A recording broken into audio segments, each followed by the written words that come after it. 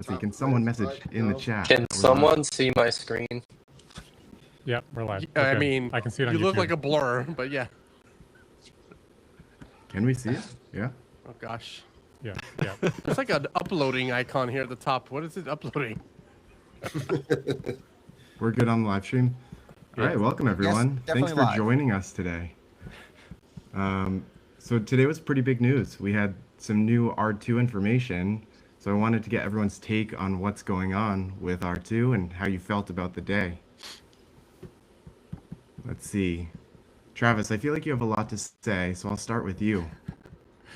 Well, I mean, Kyle had a video earlier today, and I think he summed it up. We learned a lot and nothing, kind of at the same time. But I think it is fair to say that there was a few sort of hidden gems in there as far as the product in general that were, pondered about, but not really locked in. Things like the rear venting windows and a few other things. I think generally the community is pretty excited based on the conversations I've had, on X or in my YouTube space. And so that's kind of cool. We're all still waiting on the big thing, right? What is the price? How big does the configurator go? But yeah, I think people are generally jazzed, even though it's not going to blow them away on charging. I think there's a lot to be excited about here. Yeah, I know. What do we have? 4 weeks until they do announce any more information on pricing? Maybe, potentially. 4 weeks and 2 days, according to them. Okay. Maybe. So it's coming up anytime. It feels like we're just pushing this further and further out without any new information. It's only been 2 years. I mean, what's a few more weeks? They didn't tell us anything for 2 years. Zilch for 2 years.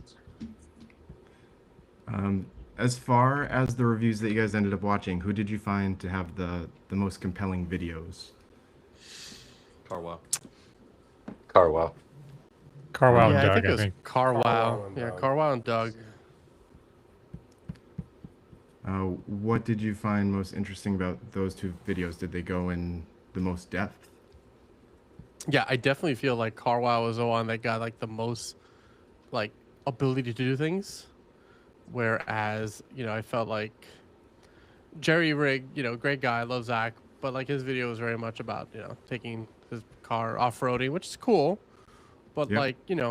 I feel like with Carwow, yeah, you get a really cool review. And then Doug is Doug, quirk and features. That's what you want to see.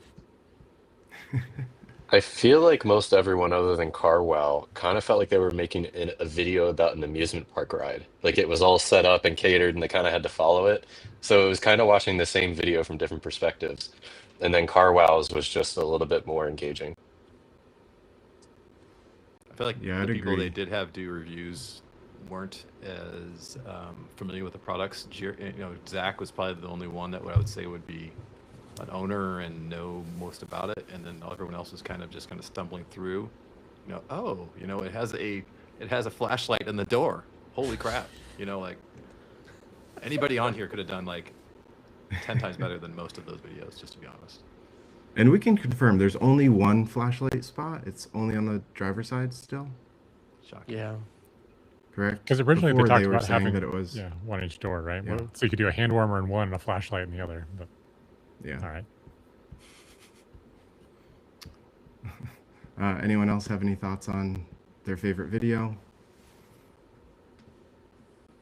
From my side, I thought Matt killed it. Did a freaking awesome job from Carwow. Really, really great job. It was the only one that discussed charging performance. And while it's not the final charging performance, we shouldn't make any basis of metrics off of that. I do think his style is great, and he really, considering the confines of the program, got us the most amount of information. So, for example, my sister's really into the R2, and she's not an EV person. And I sent her Matt's video. I'm like, here, watch that. You'll learn everything you need to know. And she's really excited for it.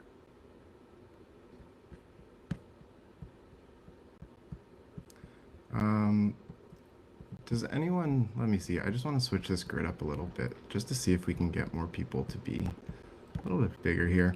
I know that there was a comment. Did anyone get an idea of how loud the cabin was as far as driving goes? Carwow did a pretty decent job capturing that. Yeah, he said it's really quiet, so surprisingly quiet actually.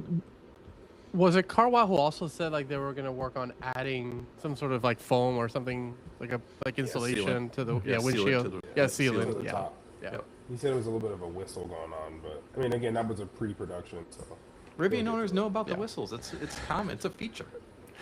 This is true. Wait till you put the Squeaky roof door bars on. handle Pre-production. and wind noises. It's just part of the experience. And charge door flaps that flap open. So it's cool. I mean, I mean, talking about sound, wait, Isaiah, we can't hear you. Oh. I can't wait to see the reliability issues with the rear window. You mean the wiper? What do you think the biggest issue is going to be? And the just it wiper. working. I mean, we had the tonneau issues. I mean, it's Rivian, so we'll see how well that works. I think the drop glass is gonna be fine. It's the wiper that Wiper. The wiper. I think Carwow covered it pretty well. That they're gonna get debris, and then anybody in the northern half of the country gets ice and stuff. That thing's gonna freeze right up. I don't see why that was the design choice. Should have been from the top, not from the bottom. They could hide it in the top. I don't know. I mean, I get why he said why, because they needed it for the aerodynamics part, but yeah, that the cold is, I think, going to be the problem on that. But it could be heated. We don't know.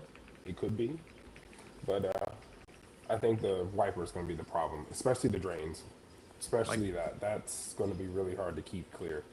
Mike, didn't you do some research on that? Like, doesn't it heat or drain or something like that too from the patent? Yeah, they had they basically said in a file that there's going to be a heater within it, and then it'll also have the drain. So hopefully it can withstand. But with how cold it's been in the Northeast recently, anyone that's on this side of the country, like it has been freezing, and my car's just been covered in ice. So I can't imagine it would actually be able to get through some of that ice.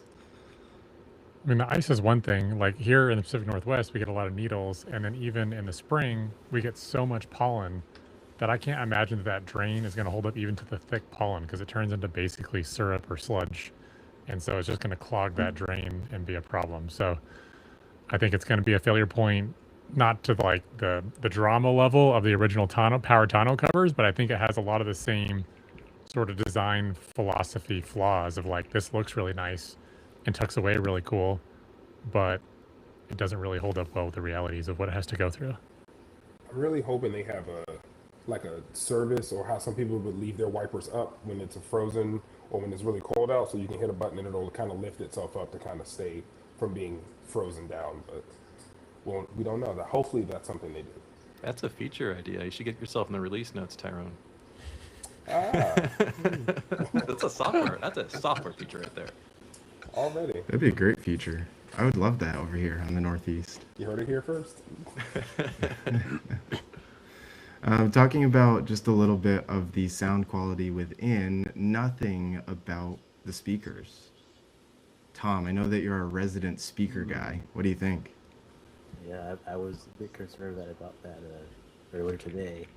Usually that's at least some big percentage of people shopping for cars. They said nothing about it. In really any of these videos, that's kind of concerning, since how Gen 2 audio has gone all the way until December, essentially. Okay. What do you feel? How do you feel about the change to the actual speaker layout? Because they moved it from the door, correct? Yeah. Seems like a bad idea. I You think it's yeah, a bad idea? I don't. Yeah. This is a company that hasn't had a good track record of making good audio systems, especially in recent years. So that's very concerning. I'm gonna hold judgment, but like Chris, I don't think it's a good idea. Are there going to be On the bright multiple side, now I levels can put of- my big water bottle in my door. So There you go. That's fair. If it's a little bit easier, do you think that they're going to have different levels of audio at this point? Is it going to be like a premium versus standard again? Yep. probably. They probably would. Like, why? Model Y has that, where you don't get the subwoofer in certain upper drivers unless you're on the premium trim. Can you imagine how bad it's going to be in the $45,000 version? I don't want to know. Well, that's what's going to get the cost down, right? Walmart speaker. I'm going to Yeah, design it some definitely kind of seems like an odd one. I'm going to design like a reflector to shoot the audio from my foot up to my ears. You know, it's going to be down by my pedal. I'm going to sell thousands of them. I still think So, that I want to do a video about it. The what? The About audio, speakers? if I put a HomePod in a Rivian, what is it going to sound like compared to what the actual system sounds like? That would be pretty good. Well, the difference is the HomePod will actually be doing room correction automatically when you move it and put it in there. So there's that. Yep. Yeah, hey. Or put there's like that. Sonos in there and do the true play around the car, because it feels like they didn't even do that. That was the most baffling thing about audio in Gen 2.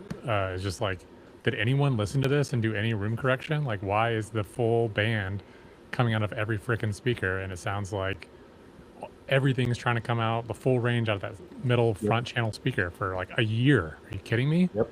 Did anyone ever turn this fucking thing on? Like, That was my biggest gripe. Every speaker was like, I'm gonna play highs, mids, and lows at the same time. Great idea. I don't want to like get us derailed or take over anything, but can I pose a question to the Yeah, group? go ahead. Of course. So when I think about, like, obviously something has drawn us to Rivian as a whole, right? I think they have a lot of interesting stuff in the packaging, but I think about areas where they clearly seem to have a weakness that seems to take them a long time to correct, and kind of why that might be. I mean, audio is one of those. Thermals is another one, I think, which is fair to say, like outside of the batteries in general, the overall heat pump connection. And then clearly they had a lot of suspension expertise when they made the R1, R1T specifically, that didn't carry over to R1S. And I know that there was a really great engineer from McLaren who unfortunately I believe passed away right before the R1T came to market. And so I wonder if they did have this like brilliant in-house competency for suspension, that when it came time for the R1S and they just chopped it shorter. But then even when they remade it in Gen 2, it's a lot better, but it's still not even Gen 1 R1T. So how confident are we with R2 that a quote clean sheet, which they supposedly did in Gen 2 R1S, but still couldn't make it as good as R1T? I mean, how confident are we that they've rectified that and can rectify things like thermals for the heat pump and audio quality that have been real glaring weak areas of an otherwise pretty compelling and amazing product? Trav, don't forget HVAC too. They've had issues with Yeah. keeping the That car to me is thermals. temperature. Okay, yeah, because battery. Yeah, you just can't, like, if I drive the car, if I start out in this, let's say 40 degrees and it goes to 30 degrees, if I'm on the highway, it's going to be a totally different temperature if you set it to 72, and they just can't get right no matter what you do. So there's something that they haven't calibrated or something, and I don't know if you can't fix it. This is after 2 years. I don't know what the confidence level is going to be on that.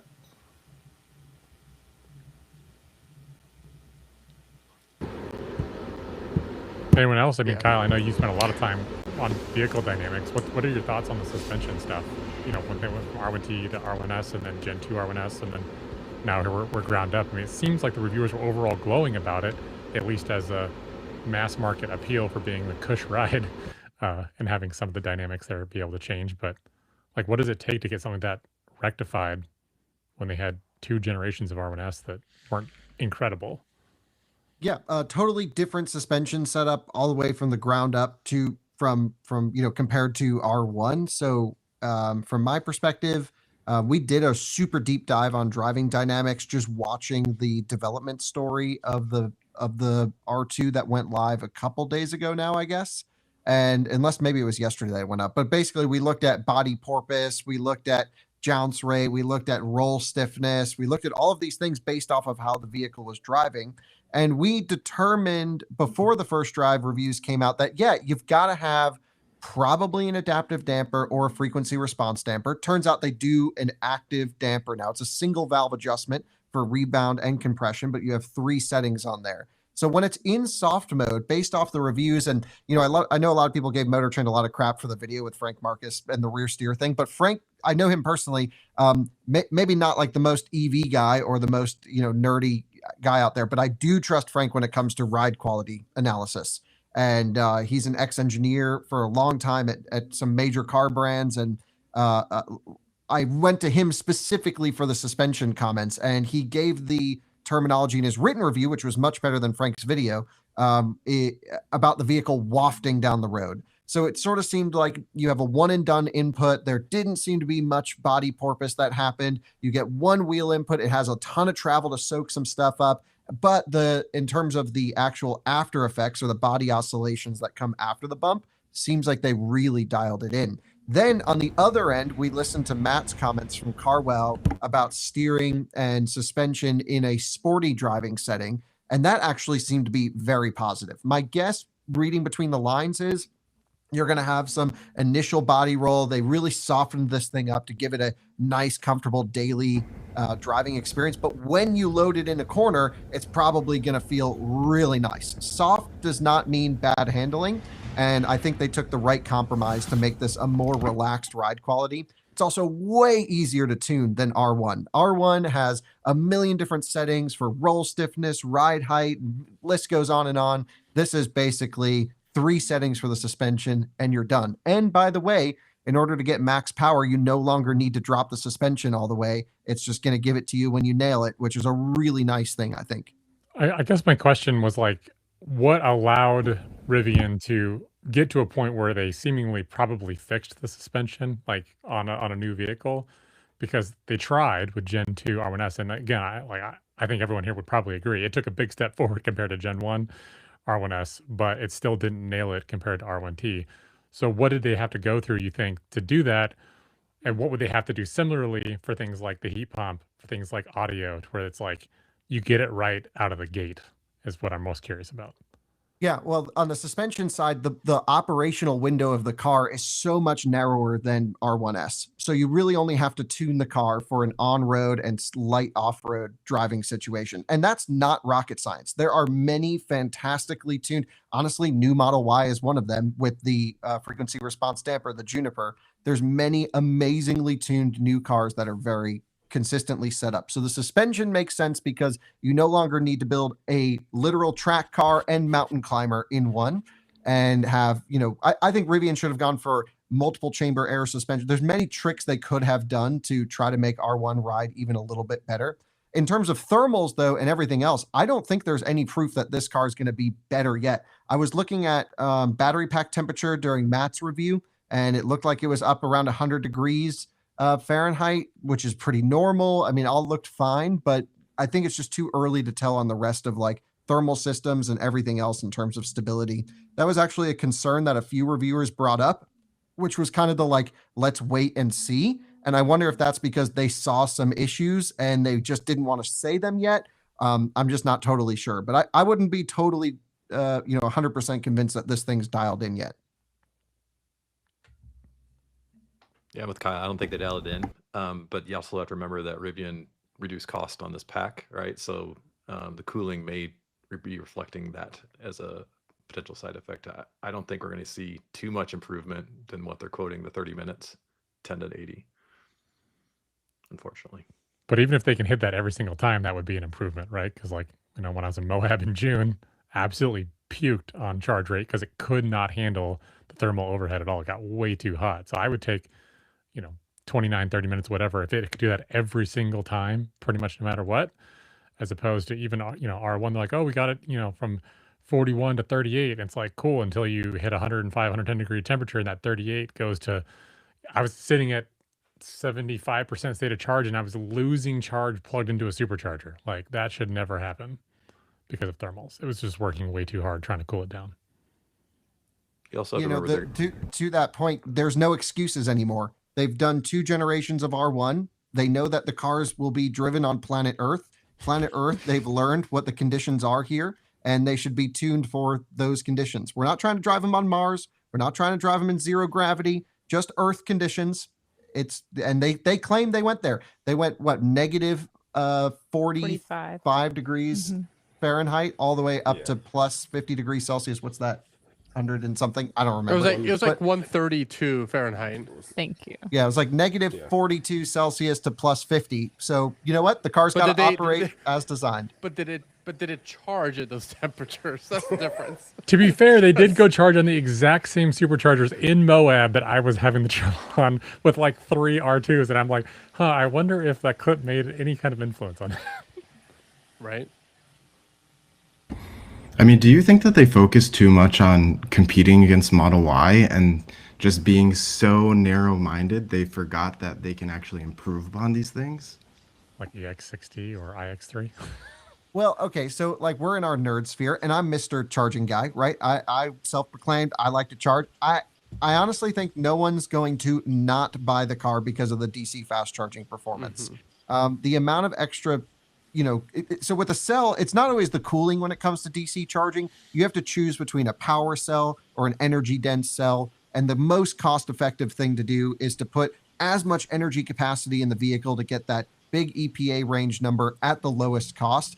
And energy dense cells do charge fairly okay. I mean, 30 minutes, 10 to 80 is like below minimum acceptability, I would say. But if that's the only problem with the car, I think people are still going to live with that. Do you think we're going to see some changes when they move the cell production to Arizona? Because right now they're made in South Korea, correct? Yeah, I wonder. They could choose a different. They could go for a more power dense cell, but they would lose capacity unless there's something else going on there. We don't know. Chris, do you know when that's supposed to happen? I'm not sure if I'll say that. 2027. Let's go with that. That's what Rivian has said, right? Because they said the production at the plant, but not necessarily implementing it into the vehicle. I think on their investor calls, they said that plant should be operational by the end of 2026. And Yeah, you have to LG assume has some lead time. Right, you're right. Like LG has, I believe, gotten the plant up and running now, and I think I'm gonna guess somebody else is getting the cells, or they're just still training. I don't know, but yeah, 2027 is actually when they're gonna start taking the cells into the packs. So I think we'll see a change. There'll be some change. To Kyle's point, we don't know what it is, but heck, it could get worse. Let's be real, it could get worse. I think most buyers only really care about like what is the theoretical maximum range at 100%, because we also know that almost nobody actually does what we all like to do, which is go places and do things and fast charge and care about that. I mean, my father-in-law owns a Gen 1 R1T, and he bought it almost 3 years ago, and he has never fast charged it ever. He charges it at home. He works down in Seattle half the week. He lives about 45 minutes up the other half of the week. He just charges it to 100% before he comes down. He comes down for 3 to 4 days, does all his things, goes home, still has 70, 80 miles of range, and he's happy. I mean, you think about buyers like ICE owners that ask you about an EV. Two things they ask you, right? What's the range? How long does it take to charge? Those are the two things they ask, even though they probably are never going to hit either of those issues if there's an issue, right? So, Yep. My son drives a Bolt. It has right now it's 120 miles of range in the winter. He charges every night. He drives to everywhere he needs to go and does not need a fast charge. But most people, that's all they care about is when they're coming from an ICE car, what's the range and what's the length to charge it. I mean, if they're buying and cold too. Cold weather, how much charge you lose when it's cold? I get asked that a lot. So I don't know if they've solved that either, because I know with my Gen 1, it's about 40% that I lose. And so I don't know how much, if it's better with the heat pump situation. Does anybody know? Not really. Well, okay. So that is something I get asked all the time too. Let us not forget about the people who live in apartments who don't have access to home charging like I did for the first 6 months of owning my R1S, and I strictly relied on DC fast charging. You have to think about those people too. And I think in this price point, that's where you're going to go.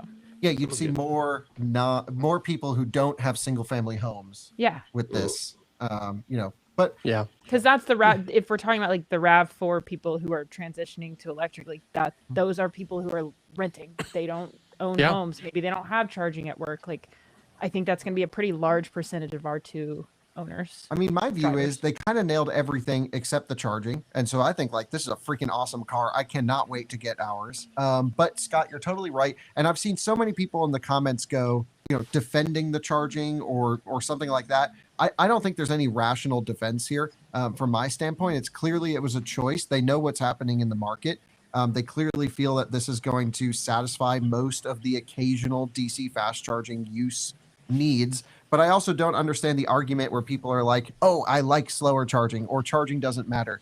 Wouldn't it be nice to have it charge in 10 minutes? And if you are a person who cares zero about your time, spend 40 minutes at a charger. Like you still could just stay there plugged in. It would just be nice to onboard the energy real quick. Yeah. If somebody comes and says, I like slow charging, they need to see a doctor. Like that's just a weird thing to say. BZ4X. Yes, first gen BZ4X here, sir. Right. Give them our old one from the I-90 Surge. First gen Leaf or something. You know, as a first gen Leaf owner. Stop it. Chatamo for life. What do you get outside of the charging? Because we could talk about charging forever. But I saw I'm reading through the chat here. We talked a little bit about already the audio system, matrix headlights. Yeah, right. I imagine that's in there. That would be weird not to have in their new vehicle. Cooled seats. I've confirmed they are in there. Okay, awesome. What about cooled seats? Because I would be sad as a Floridian not to have cooled seats. Yeah, they're That in was there. one I was wondering because every video you always see it say heated seats. You always see that, but you never see anyone attach it. One of them Me too. did. I think it might have been Carwow again because you nailed it. He had one to so many details. One of the lengthier ones that I binge watched today definitely did say cooled seats. That's table stakes at 45K at this point. I mean, the fact that the original Model Y never had it was a huge negative in my opinion. Well, we talk about 30-minute charging, but if my butt is hot, I'm not interested in this car. So, like, Especially not for 30 minutes. especially for 30 minutes. Well, you gotta then account for the thermal limiting, so it's gonna be much longer than 30 minutes. It's just gonna be sitting there at a V2 or V3 supercharger. So, I do have a question actually. Maybe Kyle he may know a little bit more with some of you. Seeing that the battery pack in this car is actually structural, and we know the cell size, what is the actual realistic ability for them to make the pack actually bigger without stretching or doing any changes? Structural packs can change. You would change the physical pack, or they could pull what they did with Max Pack in the Rivian and just change the chemistry around a little bit. They can also wire the pack into a more of a series configuration to up the voltage, which I would love to see that happen. Yeah, so anything is possible. For example, Volvo offers not just a structural pack, but it's literally cell to body.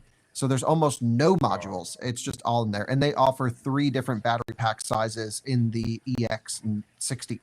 Scott, you had something you wanted to say.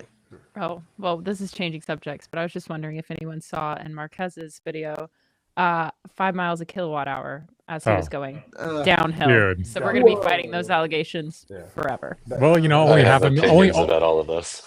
Only 500,000 people have seen that and will walk away with that impression in the first 11 hours. So that's great. That's not standard. Like that's not normal to get 5. but that's just normal. So. Darren, that's the battery plus upgrade subscription. Okay, got it. Only subscribe for more efficiency. $9.99 a month. You can get that. I mean, I'm sure Rivian is kind of sweating right now when they saw that. They were like, "Oh no, what did we do?" Now everyone's gonna think that they need to get 5 miles. I mean, most putting people don't know that what they're aside, looking at. because Exactly. you know, yeah, they don't exactly. Most people, like the person who's not an EV person, doesn't really know probably what that means. But take that away for a second. Like, what do you, based on just the efficiency we've seen? I mean, it looks really darn good, assuming it's real, right? I can't imagine it not being a real number, but like, it looks. I don't trust any of those numbers we saw in videos. Like, no, I think a lot of that was probably like slow rolling B-roll footage. They were like trying to get footage out of it, because if you look at the numbers, I had posted a post about it. I'm working on shoddy internet here, so sorry, but I would link it. I did the math. It would have to come out to between 3.55 and 3.6 miles a kilowatt hour to hit the range. That's Model Y level efficiency in a brick with ATs. Like, I don't see that happening. Yeah, but Chad, they're advertising off of EPA mix cycle. So what is the Model Y's rated efficiency in the EPA cycle? It's 361 miles for 81 kilowatt hours. usable. Mhm. So what's that? I was for- talking about the long range, yeah, the isn't all-wheel that, drive. Isn't that 350 something? No, that's for the rear-wheel drive. Yeah, but isn't Model Y long range all wheel drive 350 something miles? It's the same battery, right? So Yeah. Right, but the rear-wheel drive is more efficient. And in Yes. what they had posted regarding 310 to 315, isn't that for the all-wheel drive? Yeah. Yes. So what's the Model Y's? That's for standard range. Oh. I Yeah. thought this was long we range can- all-wheel drive. That's. No, I think it's like 316 for the all-wheel drive. Oh, really? Okay. Okay. Yeah, it's much lower. That's why I'm saying, like, if you look at the efficiency numbers, like if you normalize it, it's what Rivian's stating. It would have to be pretty close to the Model Y, which is quite aerodynamic and efficient. The car is light, and it's on efficient road tires. Now put it on AT tires and make it less aerodynamic. but give it a clutch disconnect on that front motor. I don't know. There you go. Okay. That might explain part of it. I'm not saying it explains everything, but I mean the Tesla's either full-time all-wheel drive. I mean, Tesla's, if I run. Sorry, chat. Go. Because don't they have like one permanent magnet motor, and the Rivian, the R2 has two.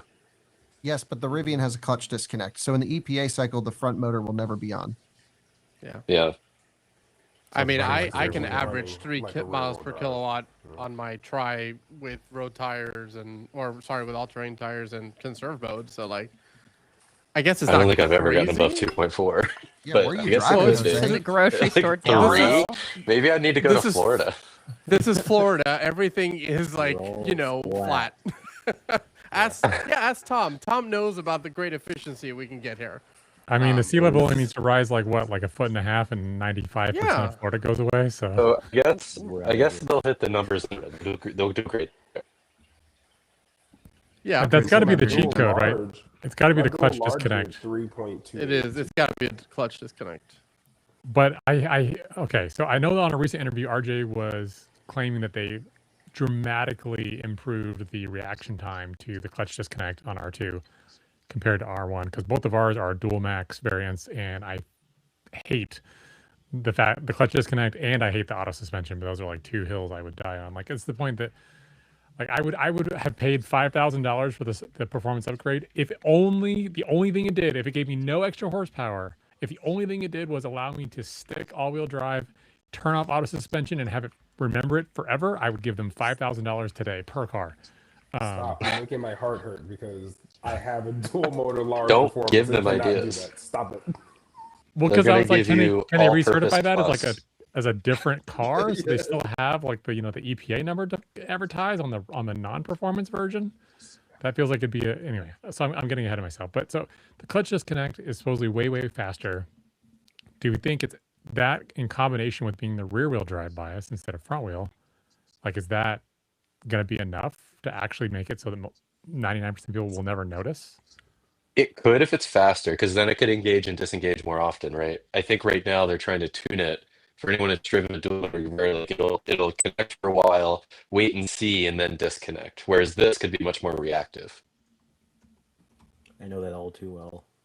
I mean, my dual R1S large, I mean, I rarely feel the disconnect and engage of the clutch. I mean, Well, not. you're in Florida. Drive Bro, the you're- hills. you're Yeah. killing me. Mine killing I me. know. Kyle's like Shut crying up. over there. No, Even mine- but like, No. happens it's, all the it's time. not- Mine is it- mine is rough. Mine is like It- every time. But Jose, like, Even I just- notice it, Jose. You got to go back to like another planet, buddy. This is really annoying. Well, now we know how he's getting the like sort of the 3 miles per kilowatt hours, because he's not touching the accelerator ever. Yeah. Okay, You're just running front wheel drive your whole life. He's going to Disney World. That's all. 5 miles an hour. Just go. Listen, my wife would disagree because I have a lead foot. But more importantly, no, like I truthfully, like I don't. Okay, it's not that bad. It Kyle. feels like you're shifting gears in a gas car when it's really good. Literally. Worse. Yeah, it's bad. And It's God real forbid bad. it misses. When I wear a claw clip in the back of my hair, it goes. So I feel like Jose could get rocked back and forth and he wouldn't notice. I mean, But the thing clearly a is- bomb could hit his house. He'd have no idea. Remember. Do you all remember? And Kyle, you should know. You have a Gen 1. When you go into that clutch, like that disconnect, that physical disconnect, It's not designed to be a dynamic system. That's a one and done. Yeah. And you hit the button and it goes away. Yeah. I love that don't you're know. confidently wrong. I'm sure I your also experience is stand- different. Any Jose. other way to be though, honestly, like if you're gonna do it, be confident in it. Please Yeah. drive mine. It's like I'm also confident that the standard audio system in the Rivian is actually not as bad as people call it out to be. Oh my god. Gosh. Okay. I can just That's a never hot trust take. I low key another That's- word. That's a hot take. All right, here we How do go. I quiet quit this? Hold on. Hold on. Chris, The standard Chris, did you have a audio- different topic? I did. So all the videos, the vehicles are identical, right? Except for the color wrap, right?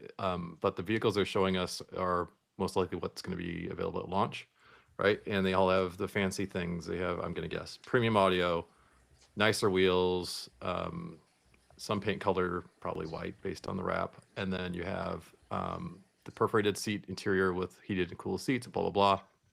Okay, so those are all going to be the premium features, let's assume, right? They're going to ship the most souped up version of R2 to customers at the beginning with the performance upgrade, number one, right? You're going to be paying for the software upgrade because everyone's going to have to pay for it. And so what will be the $45,000 version? What are we cutting from all this stuff? I mean, obviously perforated seats are going to go right away, right? You're not going to have a cooled seat anymore, probably just a heated seat. Lumbar. They're gonna cover the glass roof with like just cloth. You're thinking about Scout. A la Model Y. You think they'll take away the seat adjustment buttons? Right. Oh, get out! They're gonna delete the This is gonna be speaker a by manual, my foot. Manual. You're gonna roll your window down. Manual crank. Right. Don't be crazy, guys. Slate It will auto. not come with speaker system. You got to bring your own little They're gonna. thing to put in It's the a middle. Tello truck. They're gonna put a clutch in there. You're gonna have to disconnect the clutch yourself. Hey, I would do that. If they came up with an actual manual R2 that I could shift, sign me up. No, but like for real, Chris, Low-key, I I do kinda agree. agree. Like, there's a lot of premium here, and you got to think about what's gonna be bare bones. And you know, I think back for a second at that, you know, rare run where they did the R1 with like the like not the wood in the interior, and it was I like have really cheap. Yeah, yeah. I'm not trying to be mean, Oh, but yikes. yeah, you know. Sorry, I didn't mean to offend. No, but that's right. I forgot that you have that. But like, you know, it's cheaper materials, right? Could they potentially do that? Could they get rid of a glove box? I don't know. You know, does that cost a lot of money? You know, these are the things. I mean, I don't know how much more they can really like take out. Like, you already don't have a The tow screen in the hitch. back seat. I think Tow hitch. I'm looking Maybe at- the rear window won't roll down. Like, I think think there's the actually rear quite a window bit won't go they down. could do. Let's talk But about the there's L1 also DDR5. Oh, Like half the car value. So I mean, delete that. I do think they'll have a lower ADAS system. They could bring Well- back Mobileye. Let's just bring it back, baby. Bring back potato cams. So Chris, I know you and I have gone back and forth. Make potato cams great again. You and I have gone back and forth on this driver assistance thing a few times, but they've recently reiterated that once they start shipping lidar, that they will ship lidar on every R2. Once they start, that's what they've said publicly, anyway. They could, So- they could It's do only lesser $100, cameras. right? They could do the lesser cameras from R1. They could do. It's just a lidar sensor. That's all you get. Nothing else. You Just could LiDAR. also look at the Good luck. ACM3, right? They're shipping ACM 2.5 in the first batch. They could keep shipping those as the lower cost ADAS system, right? And they could do they could actually cap what the ADAS system could do, right? And say, okay, we're going to ship a lower compute. We're going to ship the one in Gen 2 because we've got plenty of those out there. The software will be supported for some time. Ship the Gen 2 ADAS computer and no DDR5 or limited DDR5 requirement. Cut some Well, costs there. I don't know. Does there's a lot anyone to know do. like what operating system Gen 3 Autonomy is supposed to be running on? Because it's obviously an in-house silicon, whereas Gen 2 is running Drive OS from NVIDIA.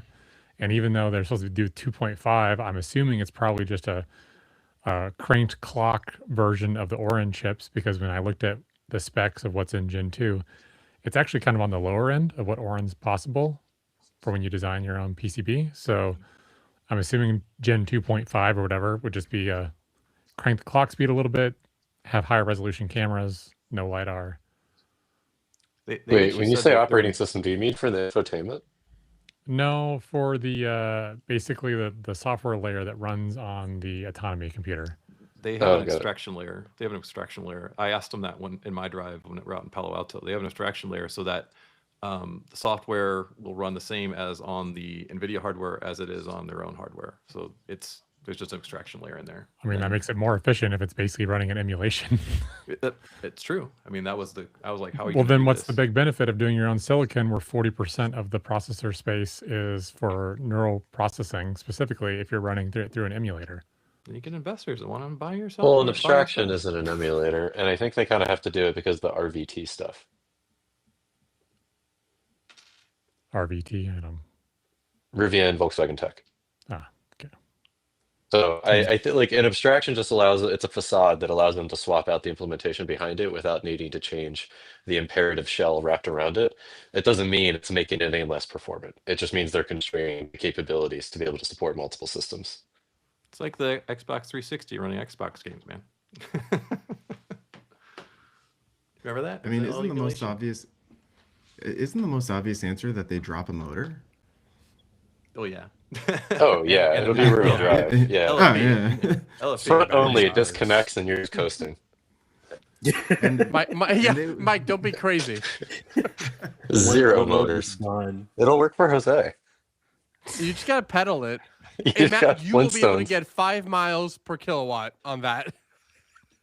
They actually gave him his vehicle with only one motor, and he hasn't figured it out yet.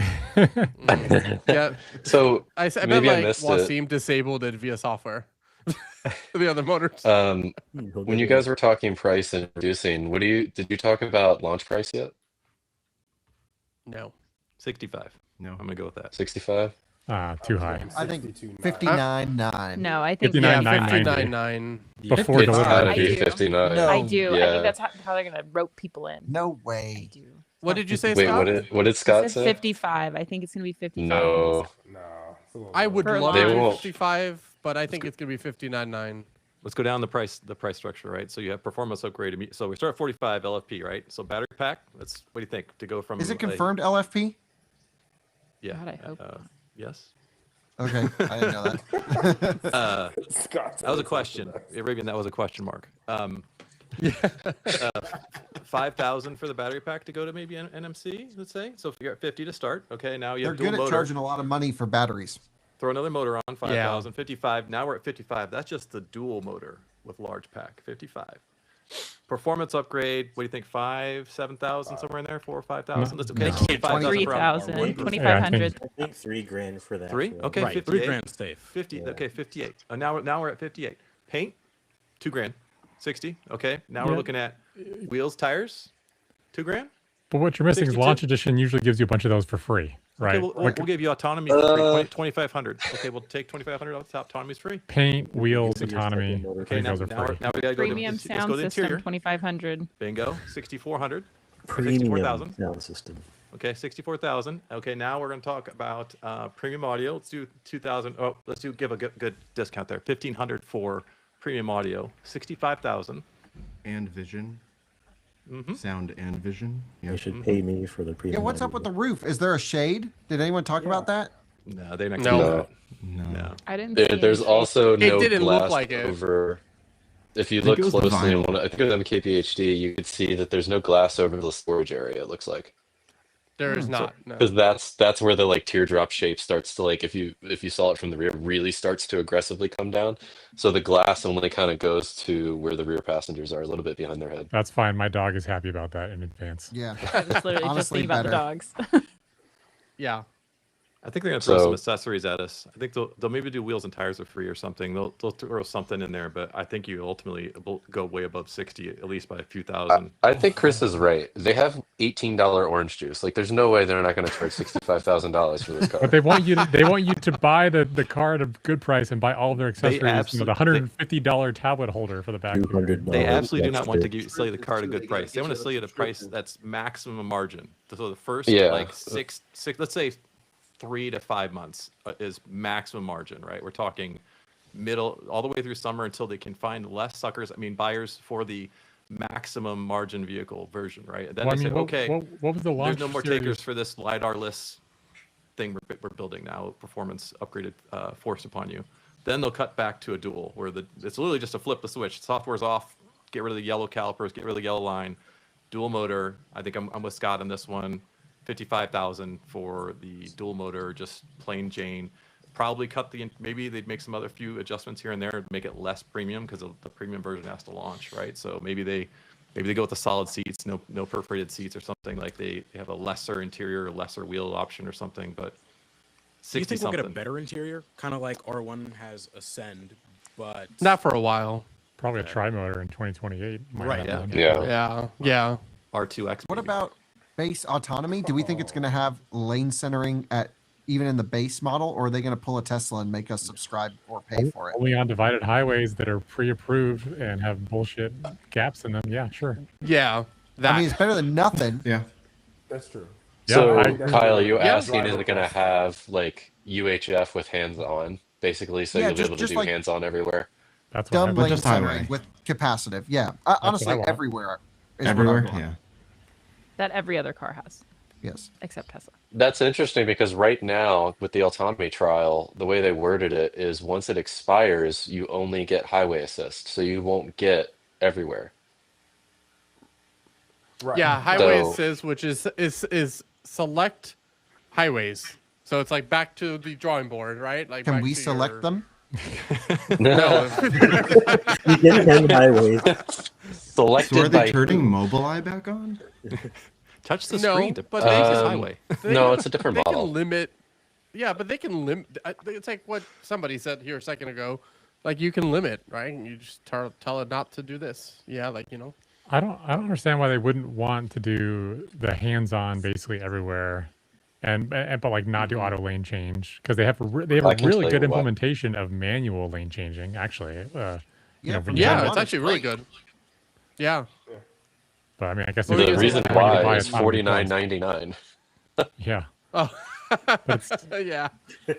it's overly punitive though. It should really be hands-on I agree. everywhere, and then because even right now, I know it's a really narrow gap, but like have a little bit of confidence in where you guys are going because as soon as it can auto park, as soon as it can do stoplight, stop sign control, as soon as you can do basically on ramp to off ramp without having to think about it, the gap is plenty wide. So why make people suffer for now?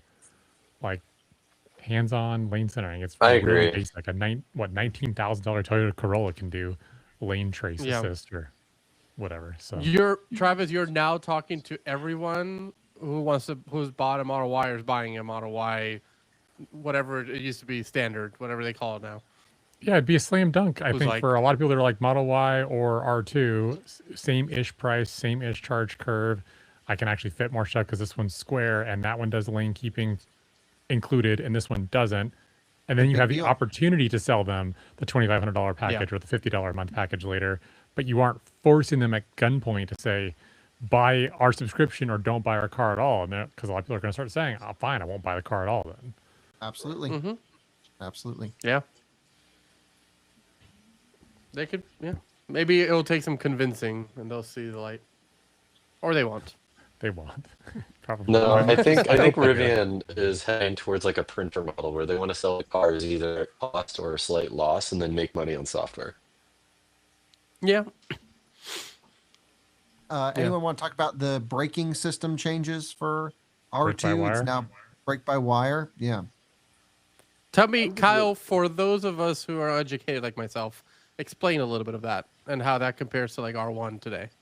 R1 uses a mechanically hydraulic connected brake pedal, which basically means it operates a direct brake booster to push fluid to the calipers, and it's fairly traditional. And what that means is all of your regen is controlled from the accelerator pedal when you lift. Is that off. why it moves sometimes by itself? No, that's because you have the setting turned on. That's like blend friction brakes when regen braking can't hold enough. And that's why the pedal does move with that setting. So it's saying, hey, Rivian's theory is if you turn that setting on, you should have the same one pedal drive experience. So to add deceleration, it uses the mechanical brakes and pulls itself in. With brake by wire, it still could do that same thing. But what's cool about it is you can actually add regen on the brake pedal now. So you can drive around the R2 and low regen for a lot of drivers who are new to EV, who don't like high one pedal driving. They'll actually still get the same or better efficiency, because sometimes if you're really bad throttle control, think like every Uber driver on the planet, they cannot keep their foot still. This will be the perfect way for them to coast a bit and then still get the regen when it's needed, and blend it on the brake pedal. The initial reports from 2 different sources are bad tuning on the brake pedal. Doesn't sound great, but that's all software controlled and stuff that they can dial in. I wonder if turning like regen to low for Uber drivers is going to be the equivalent of like turning off motion smoothing on hotel TVs. You're like, I'm just going to do everyone ahead of me a favor, and I'm going to teach this guy how to turn regen to low because he doesn't know how to drive without making everyone want to puke. Yeah, it should just be like a standard requirement, like signing up for Uber and like they send software to your car and it's just regen's not there. Don't like go a talking like about a profile. robo-taxis. Yeah. Yeah, they can have a specific mode for it that's just like Uber driver. Click. That'd be great. Other than tuning and being able to blend the regen, are there any other benefits to brake-by-wire? Yeah, I guess you wouldn't ever, when the car becomes more autonomous, the brake pedal's not going to move anywhere. And that means that if you ever have to intervene, the brake pedal's always going to be in the same place. It's never going to fall away from you. That's probably the major one. There's some downside. There's like electrical downsides, of course. Like if you lose all 12-volt power, then that sensor doesn't work. However, there is a plunger that you can push through at the bottom of all of these to then force your way into the mechanical systems. The other downside is you don't really get the best ABS feedback. You may not know when your vehicle's in a lockup situation. And so like new Model Y literally pops up on the screen. It says, hey, ABS is active, because sometimes you can't even hear it click away. So there's pros and cons, but you know, safety wise, it's proven technology. Speaking of 12 volt, has anyone heard if the 12 volt like finally goes lithium ion on this instead of being lead acid? Well, let's hope so. That's what I want to Yeah, do. I don't want a repeat of that. It's been a mess. Thankfully, You think Rivian after the is known horror to not have issues with 12 volts, so we'll see what they do. Thank God. Thank God. Maybe they'll put a 12-volt charging indicator light on the dash. Now Yes. that would be genius, thoughts right there. I could have used that. Chad, even better, make the light bar in the front of the Rivian orange when the 12 volt. The whole world knows. DC Don't to worry, DC's Chad. active orange light. It's going to be orange all the time. You know, the health of your 12 volt sounds like a #1 reason to sign up for Rivian Roamer Plus. There we go. The real question Oh is, where my will they hide God. the 12 volt? That- Where will they hide the 12 volt in R2? Like, are they going to put it? They've already put it Oh. on the Yeah. seat. What's next? What's next? Can they Well, put it like in the the trunk? front trunk doesn't have a sub frunk now, so is there space there? There's also so much room in the front trunk not taken up by the storage capacity or like Yeah. under the hood area. That's what I'm There's saying, a lot of stuff around it. Yeah. So hopefully They not take under the whole tub passenger out? seat. Yeah. Someone asked 16 volt. I doubt it. No. It's probably either Because they're going to 20 use the same controllers and everything as R1 Gen 2. and Yeah. theoretically what'll probably be in the Volkswagen joint venture, right? Because that's what all ECUs have to be applicable to that. Right. They're sticking with 12 for a while, I'm sure. It's 12 volt. There we speaking go. of The light master has bars, spoken. Question mark. It's 12 volt. I will say You have to inflect up. I was very disappointed to see that there was no standard 110 3-prong outlet in the second row of R2. I think that as someone who works for my car all the time, because I run a software company, and yes, I know I can plug in the USB-C, whatever, but like I got my big fat Mac brick, and being able to slam and rock out of that actual normal house outlet with a big boy charger for my big ass laptop and use Connect Plus is awesome. And so seeing that go away and only have it in the far back is a bummer. The vehicle to load is cool, yeah, as a solution for the rooftop tent and cooking, whatever else. But like, I think more people would use a second row 3-prong than would use V-tail, to be honest. Do we know for sure it's not there, or is it that nobody it's just gone. talked about it? It's gone. Okay. It was mentioned they're like only USB-C here, and then you have a 12 volt and a seemingly a 20 amp 110 in the back because it has the little extra kick out on it, so it's a 20 amp. And I noticed that the V2L adapter is dual 20 amp, so that's cool. So it is super high power, 110 whatever. But doesn't not, it say 1200 watts on the plastic Sticker. outliner? It doesn't say. It actually literally does. says right. It does. I thought it did. Yeah. No, I thought it was looked like 19. 1200 I thought it on looked the like 19, back, but the one It's in the trunk. 1500. 15, yeah. Okay. It's 1500. A lot of I numbers. So ran what's my the off of V2L? a bunch of extension cords. But it should be a pretty strong one V to L, because wasn't R2 supposed to be for vehicle to home AC backfed and not DC backfed that R1 was going to be?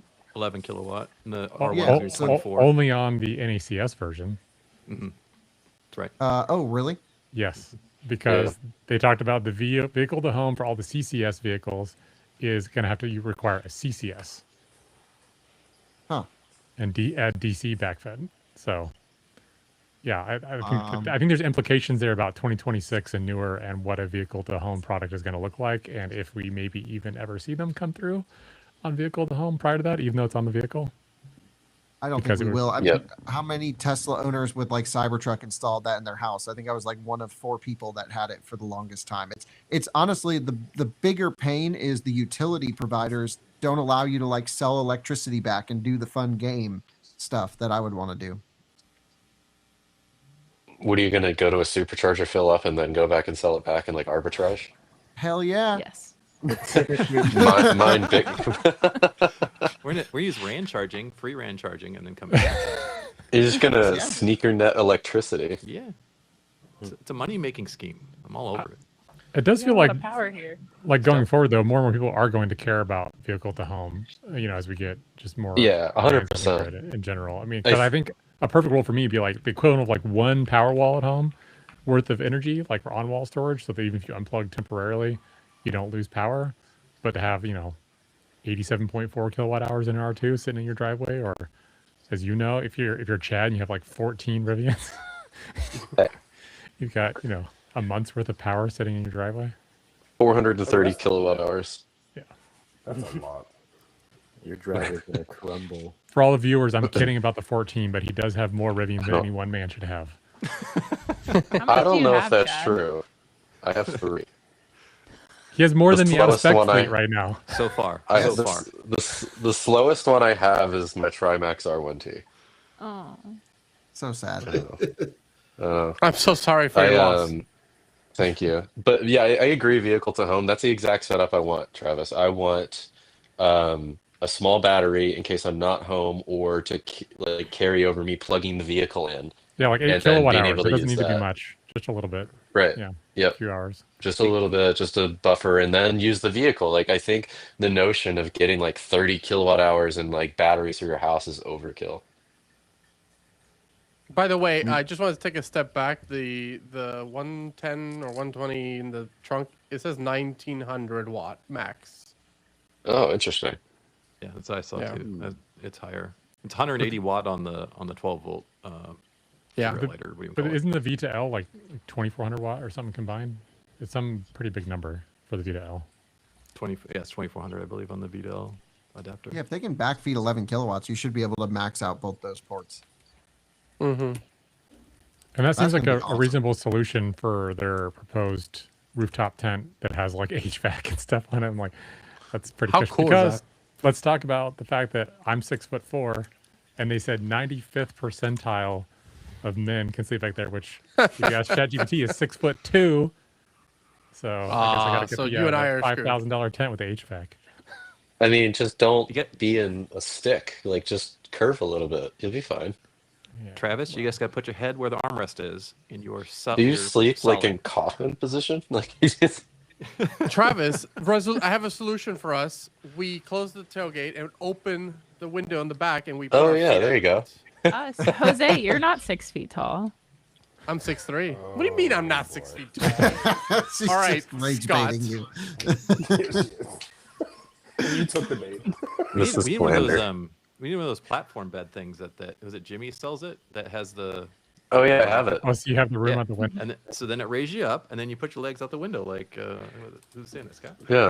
I don't, like, it's very useful, but it puts you too close to the glass. How much of the new tech do we think is going to make its way into Gen 3? Like, are we going to see brake-by-wire in Gen 3? Of R1? Oh, I'm sure. Of R1? Yeah, they yeah. wouldn't. I think They a wouldn't lot want to of maintain wheel? like two sets of technology, right? Like, Yeah. They need, Is, they need too, it for- is Gen 3 too early, though? Or do you think No. they're Nothing's too early I at this mean, point. Mhm. for So- R1. I doubt they're putting any effort towards it right now. So you have to look Yeah. at the model year cutover, right? So Rivian only does big changes at model year cutover. Model year cutover typically happens in June, July more frequently. And so R2 comes out April, May, June, and R1 refresh at the end of there, right? And I'm gonna say refresh, cut over to 2027 model year. There's no way in hell they're gonna put all that stuff in the 2027 model year. No. They're just not ready. The priority right now and will be for the near future is R2, right? So we'll see some cool little add-ons for R1 in the short term here in 5 months or whatever, 4 months, and then I'm going to say 2028 model year, so July of 2027. Maybe that's when the Gen 3 refresh happens, and we see the lidar. We see all the cost savings that they're going to use the same parts. That's the goal, right? Just like Yeah. Model 3 and Model Y try to share some number of parts. They're going to do the same thing for buying power and all that stuff, and a lot of that stuff will be in 2027. I think we'll definitely see that new MagSafe wireless charging pad that definitely will work this time. Third time's the charm. They got another intern to do it this time, so it's Yeah. going to be great. Really, trust me, I promise this time for real. Charlie Brown, please catch football. Bro. And it's going to be Every only installed, time, service center only install, $300. Yeah. every time I put my phone down on my Gen 2, I think about that interview with RJ and MKBHD, It'll work where great he this was time, like, I promise. "We're gonna make it better this time. This was so dumb. We put a ridge in the middle. We solved it, guys. We did Come it. on." And the mission poor souls that are accomplished. paying $185 to get it installed or whatever from the service center, and then they're posting on Reddit like, I had this installed on my Gen 1 and it still sucks. What should I do? And everyone's like, throw it away and go buy the one from Soonish. Yes.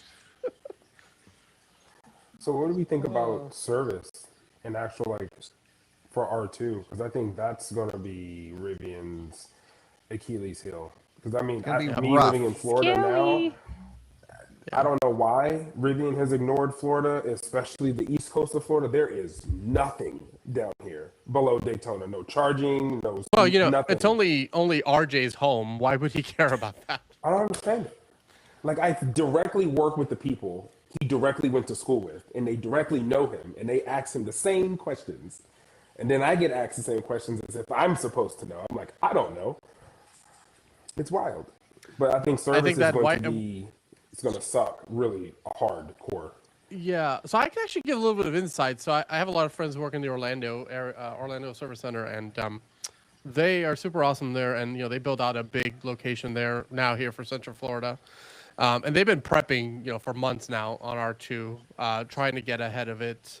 They are well aware that they're going to have a bunch of issues, and actually one of them texted me today and goes, that wiper is going to be hell on earth. And we live in Florida. We don't get snow or any of that crap, but it's going to have issues. Crap is going to get in there. There's apparently a drain that will drain into the car. I'm sure that's totally not going to like leave marks in the car or leave, you know, something like, you know, it's going to get, I don't know, it's going to get dirty. Between that and, you know, God knows what else, you know, it's, somebody told me Rivian's never designed a proper glove box. So I'm sure the glove boxes will break somehow. And I'm like, oh gosh, you're right. But at least they have physical controls. They're not touch screen controls. So, yeah, it's they're trying to get as ready as they can preemptively. But I think, Tyrone, to your point, there's a lot of places in the U.S., including your area, that just doesn't have the support. And Rivian said they were going to build more support centers, and they have been, but I don't think at the pace that is acceptable, if that's the right word. It's a hard balance to strike. It's a huge capex cost to increase service, but the biggest issue isn't just service centers, because now the Seattle area has like 6 of them.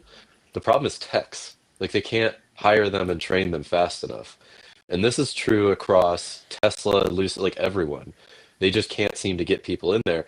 Go look at the labor rates for techs. I think the hourly rate, if you're getting labor done, is now $225, $250 an hour, It's which is asinine. insane because that's what they need to pay techs to come and do the work because no one wants to do it. And so it's not just like they could put a service center on the east coast of Florida, but like can they actually find people to go do the job? Like it's really hard balance to do that, and it's not a job I wish on anyone. They've also reduced the parts and the number of things that could potentially go wrong with R2, right? So like the goal That's of the it was biggest to make it Yeah. simpler to build, simpler to repair, right? So they had a whole thing on some of the videos about taking the receipt out so they can access the battery components, right, in that treehouse or whatever they call it. So the idea is to make it easier to maintain, less parts to go wrong, and so forth. So yes, there's going to be an influx. At the same time, they're going to throttle. I'm going to say throttle, but they can only make so many R2 at a speed at a given speed. So my estimates are going to make 40-some thousand of the units, just napkin math of how much capacity they have, what their plan is, and so forth. So in reality, we're looking at another, by the end of the year, maybe another 40,000 of these R2s on the road, which is not a lot, but at the same time, less chance of going wrong. Maybe it's the other way around, right? The first units are the ones that will go wrong.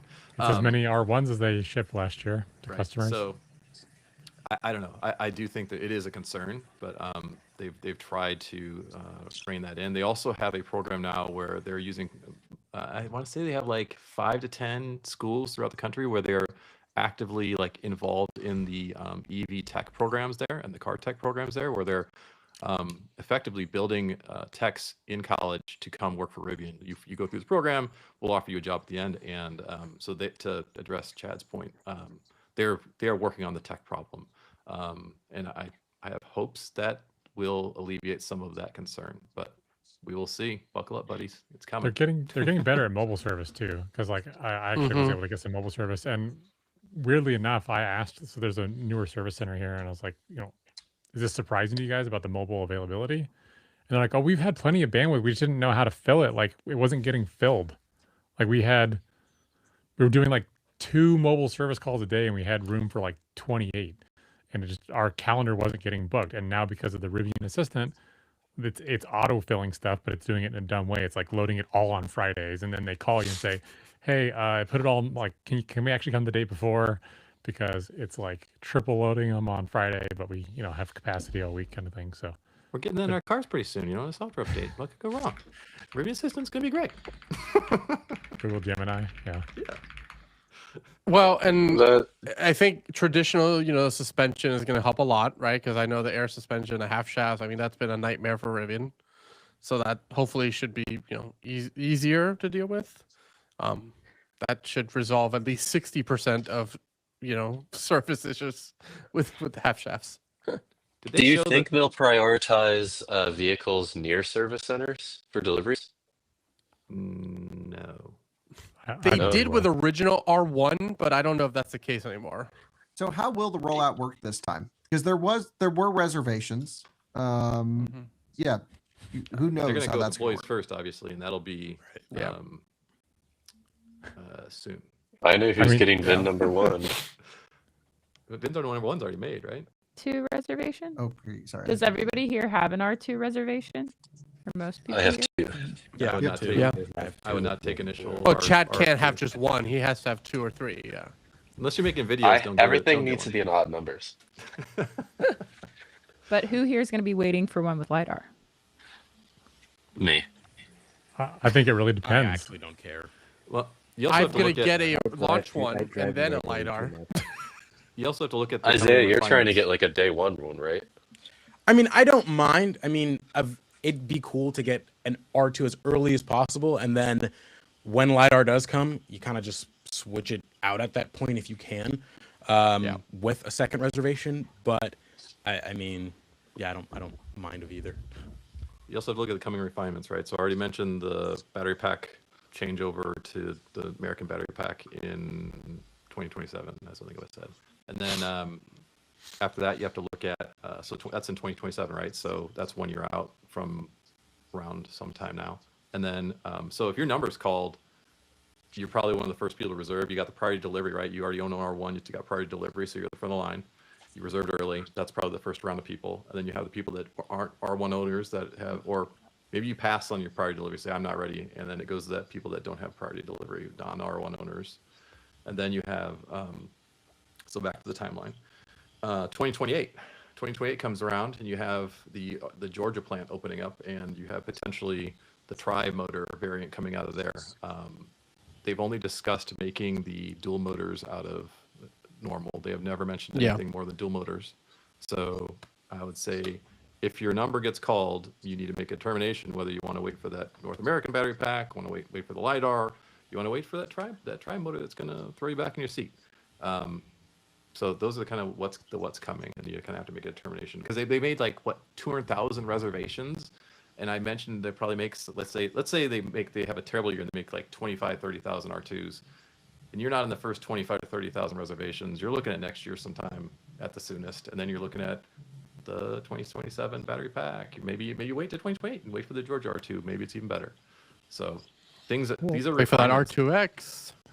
Yep, wait for the R2X. I think the question for people here on R2 is very different than the question of what we recommend others to do, right? Because I think a lot of us here have other motivations. Like Kyle, I assume you're in this boat. Mike, maybe too. It's like, I would buy one if I could get one almost immediately, or I would wait and get one with LiDAR, maybe the new battery pack, whatever, right? Because it's like, if I can't get it instead of, let's say, 90 days or so of them starting to actually launch, like the value for me as a content creator goes down dramatically to be this sort of also ran, even though I would like one. Well, Travis asked those Cybertruck owners who got their Cybertruck like 8 months later, and they're like, it's time to make content, and it's like, you're a little late on that, buddy. Yeah. I mean, it wouldn't be the only reason I would get it, but it would certainly be a reason for me. Like I need a third car, like I need to hold my head, right? So I work from home. I don't really even drive that much. So yeah, but I would pick one up right away just to help make videos for other people and make content, because that's done reasonably well. But as far as one I would tell people to buy, it would be the same one I would want as a individual consumer, which would be the version with LiDAR and Gen 3 at least. I mean, I still wonder. That's good advice. Yeah, I do wonder how many people are going to look at that initial price when they see the launch edition and pass up on it, just not realizing that the 45K isn't coming for quite some time, it seems. And it's like, how long is that launch edition going to be the only thing that you can buy before you can get something that's not a launch edition? Right. Mm-hmm. Like, we don't know. The quad launch edition lasted for what, like 2-3 months? So yeah, and it goes back to how many suckers, buyers that can have for performance, and that could be 3 months, it could be 5 months, it could be 6 months, who knows? And that's when they'll do the switch to dual and become affordable. And so 55,000 is not affordable for a lot of people, to be honest. But yeah, well, yeah, your RAV4 owner is still thinking 55,000 is a lot of money, right? Yeah. Well, but what's an average RAV4 out the door selling price? Is it 35? The American 37. Is that the average price, or is that the starting price? 38,000 is the average RAV4 price. Gotcha. Well researched. Why do you know that? Yeah, that's such a I've been random reading stat. about this. I want to know, like, Is she considering a these are my RAV4? friends. This is the CRV, market. what's the average price for CRV? That one I don't know. don't Sorry, I matter. don't know that. I know it's what my RAV4. mom drives. I didn't even think about it. Yeah, it should be interesting. I'm on the mindset of wanting to get one early, just because it's a new toy. But I definitely want the LiDAR, so it's a lot. But I think, Chris, to your point there, you were talking about all the stuff that's coming with R2, right? You have your launch, you have Georgia, all that. That's a lot of fragmentation or segmentation in the R2 lineup already, and we haven't even launched it yet, right? Welcome to feels Rivian. messy, dude. Welcome to Rivian. Yeah, I've been thinking this for a while, and I feel like we've all kind of talked about it, but like as soon as they announced a LiDAR version was coming in late 2026, it was like, why? Just do it now. That was weird. That's what I said. I said you've already hurt yourself right at the gate. You just told people, well, don't buy that one because this one's going to be better. And we know there's possibly not a retrofit, so you're really screwed if you buy that one and can't get the LiDAR one if you don't want it. Tesla Hardware 3 owners enter the chat. Yeah. Well, We're gonna do it again. Well, even if LiDAR's in the car, they haven't said that they're, initiating it right when it gets into the car. Like it could just be there, and then you Well, could yeah, just that's- still be using the same thing. It's Right? the stuff's not done being certified though. I don't even know if it's the LiDAR that's the hang up or if it's actually the custom silicon. That's really the biggest holdup, right? And they probably see them as intertwined because they probably want to cut off to say if you have LiDAR, you have Gen 3, and so they may want to say, well, until we get our custom silicon, because keep in mind it's their first real chip. I mean, they've done their own ECUs and PCBs and custom, even the Orin NVIDIA stuff we have right now was a custom design from them on how it was implemented because it wasn't just like a off-the-shelf plug-and-play the way you would expect like a Mobileye solution to be, let's say. It was still fairly custom. And so I suspect they're waiting on the silicon to be fully vetted on its run. Hear me out. They could really give an FU to those early buyers. They could say, okay, we just talked about model year, right? So model year 26 R2s, no LiDAR. Model year 27 is LiDAR. Your car is already a year old. It's only been out for 4 months or whatever. Yeah. A few guys. They absolutely will. They did the. I mean, that's probably how it'll go. Polestar and Volvo just did this. Like the first model year of EX90 and Polestar 3, low voltage, old motors. Literally the next model year, high voltage, new powertrain. And it wasn't a full year, was it? I don't even know. It wasn't. It was a short run on those initial cars. And how much of CarMax value did it lose like in one night? CarMax hasn't caught on yet, so you probably want to get it there right now. Okay. So as soon as Rivian, so what I've gathered is as soon as Rivian announces R2 2027 LiDAR, sell it that day. Go. CarMax sales through the roof. Yeah. I do influx of Rivian. 90K on Bring a Trailer. There we go. There you go. Special Heritage Edition. Oh, it's the launch edition. It already has its name. You just launch. I do give them credit though for owning up to the fact that there was going to be a pretty significant capability cutoff. They probably kind of had to because they wanted to do the Autonomy and AI Day primarily for investors, right? But at least they were completely transparent and didn't dance around it completely. Kind of the only smoke and mirrors was when they were like, impersonal L4 and all these other things and eyes off. And if we can ever deliver, it's only going to be LiDAR. They didn't explicitly say that part, but until later. But I do give them credit for at least being somewhat transparent to the even casual observer. Yeah. How well So are who's getting expecting- one? Who are you? Jose, you're getting one. Mike? I would. Travis? Nice. Yeah. 50-50. Yeah, we're excited. I mean, this will play out very well because I have my T. I'm going to trade in my T lease and I have equity in that. I'll get the R2. The wife may or may not like it. If she takes it, then I take her R1S. And then if a LiDAR version comes out, I either sell the R2 or sell the R1S that I own. And, you know, like I have room to play here. I like Travis don't need 3 cars. So like, I don't think I can keep the TDS and the 2. I love my because T, though, God man. forbid. I know, I love it too, love but if my Rivian T. goes bankrupt this year, you know, like everybody says they will, I don't want to be sat with 3 bricks in my driveway. So, Oh. reminder, you can't Those use will be referral collector's items. They're not going to just Yeah, stop you can't working. use referral. Credits. You can't use referral Yeah. credits. So No. if you guys have referral credits, get Yeah. another R1S or R1T with referral credits, Yeah. and then trade that for an R2. That is the hack. Or I hope they launch a lot of R2 accessories in the gear shop so I can buy them. The tree. You know, they're going to purposefully not put them in the gear shop just so you can't use them to buy your Yeah, 100. They're going to build like an R2 gear shop that's separate. And Yes. it's going to be like completely screwed. Yeah. R1 When are you referral. camping? I never said I was buying a camp. Yeah, I Why- do that. in all the the time. swamp. Oh, I thought he said he was getting a tent. Yeah, I'm going to get a tent and so I can just camp in my driveway. Of course. Come on. Although I guess, you know, Rivian would have to like call me about something to sell me an R2 and they don't call me about anything other than like service visits. So Oh, you know, Rivian sent me an email today, and they said, "Thanks so much for your demo drive." Me in too. R1S." I got And the I'm like, same thing. I didn't go in a demo drive. Wait, what? Yeah, why are they doing that? Yeah, I think they sent out to like a lot of people because everybody tagged me in it. And I texted my buddy Orlando. I'm like, I guess I went on a test drive today. Thanks. And he was so confused. They're trying to up somebody those must test have drive said that. numbers. Yeah, they're like, don't forget about us. Was it They're because like, I "Hey, drove my R2." R1S today? Was that why? Will I get through a test drive going They just to work wanted to today? get everybody back in the top of their mailbox. Like, don't forget about us. I got So an how email soon before- yesterday. How soon before we see a friends and family discount on R1? Because I think we're about due. We are due. Yeah. I mean, the R1 deals are going to be coming in, I think. Yeah, think with so? the R2 Yeah, coming that out, bump in they're going to price have to on the do lease something is with crazy. R1. They You got know, too you many remember sellers. that Tesla period where they did everything they could to try to sell Model S and X while 3 and Y were coming up. It was just like, you know, they were doing like standard range, long range, all these like software locked packs to make them $4,000 cheaper. It's like you can stretch into an S, you can do it.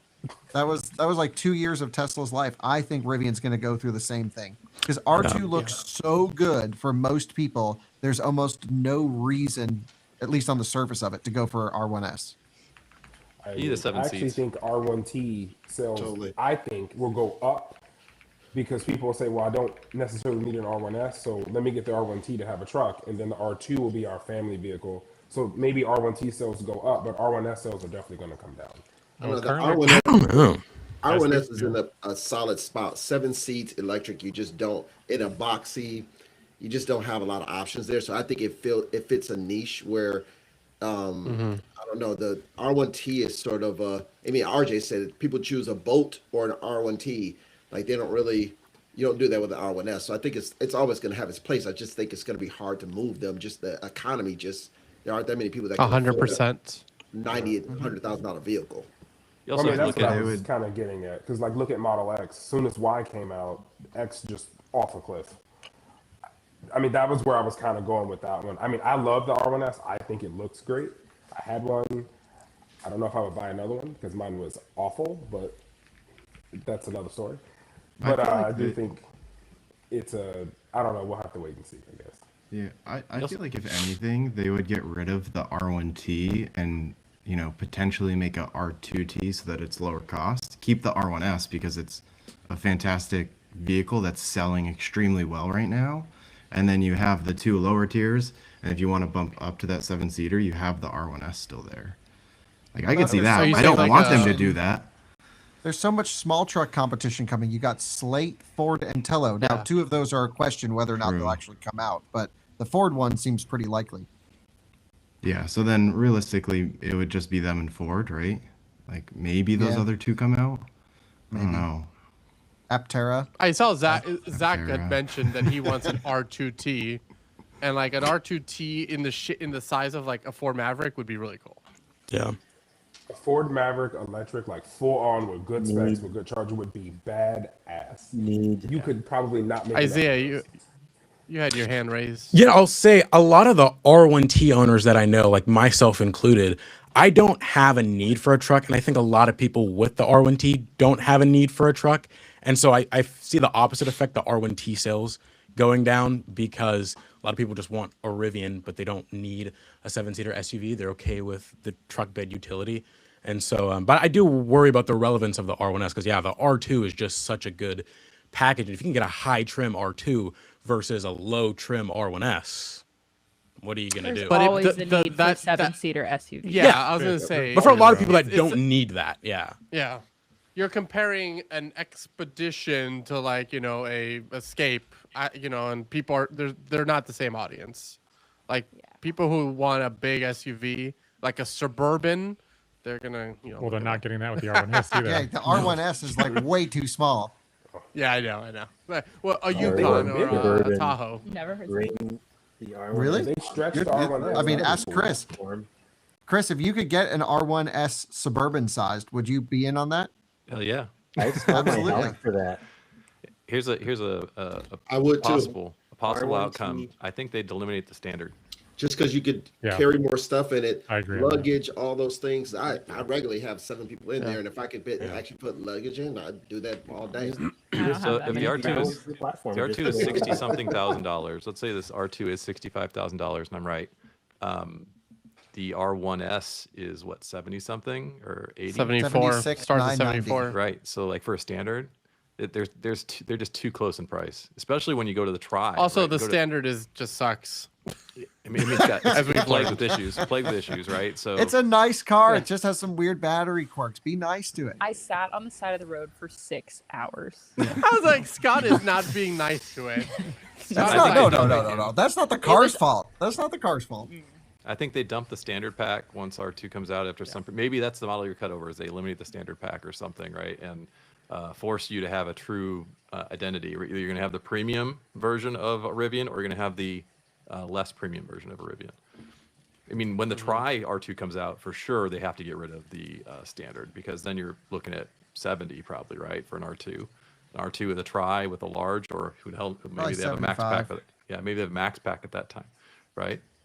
Now you're truly in the same ballpark of price of an R1. That's got to go. Yeah, I mean, I think that the whole reason that the lower price versions, especially of the R1S, even exist is because they've been trying to hit that lower price point. But as soon as you have the R2 and it takes all that pressure off the lower price point, I think if anything, we'll see the average selling price go up on the R1 line, because it either eliminating trims, or they're like, if you want this, you want this, because it is what it is, right? And if you want the cheap one, go buy the air quotes, go buy the R2.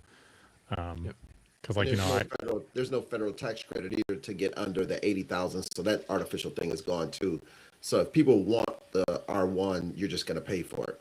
Also, the lower model R1s are typically less profit margin compared to a software enhanced, whatever performance version, all that stuff. And the Tri and the Quad, obviously, the Quad is the tip top of the margins, right? And so as you go up the food chain, higher margins, lower margins, right? And so the tip top of depreciation. Yeah, that's true. But the people that buy those have the FU money, so I don't think they care too much about depreciation, to be honest. They're getting Kyle, your Model S Plaid wants to enter the chat on that. Oh gosh. But not bring that one in. So leave him alone. So you guys know, I have this lease calculator. What's interesting to me is I have the breakdown by model, and it's on the R1S. It's heavily skewed towards the dual standard. That is where the interest is, and so it tells me that the S is obviously the most popular, but they also want the lowest price point, whereas that's not true of the T. I'm looking at my stats right now, and actually the dual large is actually the most commonly assessed trim on the T, which I find really interesting, because the large is the second least popular one on the S. Interesting. Yeah, I don't know many people that buy a large. It must be some weird people that buy an R1S large. Hey, I feel like I mean, no, she's got a max pack. Oh, okay. Yeah. Gen 1's cool. 1. I have an R1S large. It's great. I know. Yeah, with your bass audio that you love.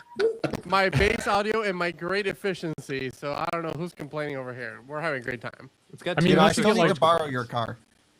You get we're gonna come up this summer. Yeah, good. You do get artificial incentives, right? Like right now, with their lease incentives and stuff, right? A large with performance actually turns out to be kind of a sweet spot on incentives. But I don't know if Travis, do you think? Sorry to know. Do you think when people look at more range on the truck, it's because they're going to be towing, so they're looking for that range, whereas maybe they're not towing with the S? I know you probably don't have that stat, but I'm just throwing this out there. I mean, so I talked to hundreds of people about what they're going to be buying, right? And then one thing that sticks out to me is specific to truck buyers is they are really worried about getting a little bit extra range, but they want it otherwise optioned down. So they don't want to pay for the audio, they don't want to pay for a special interior color. They want a little bit more range. Maybe they want something like the all-terrain package or something, which you could only get on a large or above. But mostly speaking, they're I want a base truck with a little bit more range, maybe charge a little bit faster. Maybe there's an incentive on it, but otherwise they want no other options if they could pare it down. Because they want an R1T work truck with a big battery. They want a Silverado work truck. That's what they should buy. That's what they should buy. Big battery. Yeah. When I was shopping for Likely, I wanted a Pro extended range. I didn't sell it until after I got my Flash, of course. But that's all I wanted. No features, big battery, and Pro power. That's it. That's all I care about. Someone said that. This is an expensive. Someone said in the chat that truck owners are all doomsday preppers, anyways. Yeah, can't confirm. Which we want to be ready. Getting in these cars. They're expensive vehicles, so you're already talking about a small population of people. So I would think, I mean, it makes sense if you want to just get in and just barely get in, just get the minimum you can. And then the second one is, this is my first EV, so I'm sort of new to this. Range anxiety was real to me, and I just wanted to get what's the biggest. I got a max pack. I need to go as far as possible. Now I've sort of learned a little bit better, but I'm guessing the people that are buying now, especially the R2, any little extra mileage they can see, they're going to go after that, because you just don't know what it's going to be like to go out and charge it or use it. And so I think that's a real psychological barrier for people, is that extra mileage really matters. Which is why it's crazy to hear that dual standard does so well, because like I know people who have dual standard, and I mean, Kyle, you've had it. There's clearly calibration issues with that LFP battery, and people are not getting anywhere near the estimated range they should be getting. So I can only imagine the stress of that. Can we talk about range on R2 really quick? Because it's something we haven't touched on all that much. We don't have the official EPA figures yet. We just keep hearing 300 plus. Some back of the napkin math that Isaiah, you did a really good job on. Can you share the numbers that you got from the videos today? Yeah, it was Doug DeMuro got 310 miles. All of them are all-terrain tires. MKBHD got 315, and then Inside EVs got 312. So it's like within that range. Interesting. And that's all margin of error for like, maybe 1% off here or there. Because I don't think they're going to do a dynamic range display. It's going to be very similar to the current vehicles, where it's rated capacity based off the expected consumption in that drive mode. The thing is, the question is, are they going to say a 70% daily charge limit? Are they going to say an 80% daily charge limit? And then you have to factor in cold weather and highway driving. And I think this thing, if it's 87 kilowatt hours usable, if that's kind of what we're going with, that's pretty much the same exact capacity that's in the brand new Model Y battery pack in a car that's going to be less efficient. It feels a bit weak sauce, in my opinion. Would love to hear what you guys have to think. Those are also on the 21-inch with those BF Goodrich tires that were on there, all terrains. Yeah, BF. So we've seen that be Pirelli, right? Been a Pirelli street tire on that same rim. So you can figure about a 5%-ish is based on the other tires that we've seen on Rivian's range change to go to all seasons. So you'll end up somewhere in the high 320s to 330 range. I think Isaiah or somebody else did that math for me. So I think that's what we'll end up with, is like the default is around 330 miles. That's also a ballpark for Model Y. But I think Chad dropped off earlier, but he doesn't think it's going to happen. But here's the other thing is, like, this and Model Y could have a very similar range number, for example, in the mixed cycle, but this is going to get hit harder on the highway without question, just because of that frontal area. So in the city, range doesn't matter at all. It's all about highway range, because you can drive all day in a city at low speed. So it's going to be really interesting to see, take a Model Y, take this side by side, see what happens. I agree on the arrow, but I mean, with that clutch disconnect, does that play a role in helping sort of even the table a little bit for him?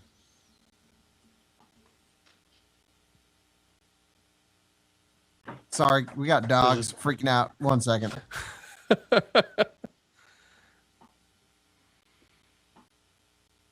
Well, okay, never mind. Kyle, you're back. Go ahead.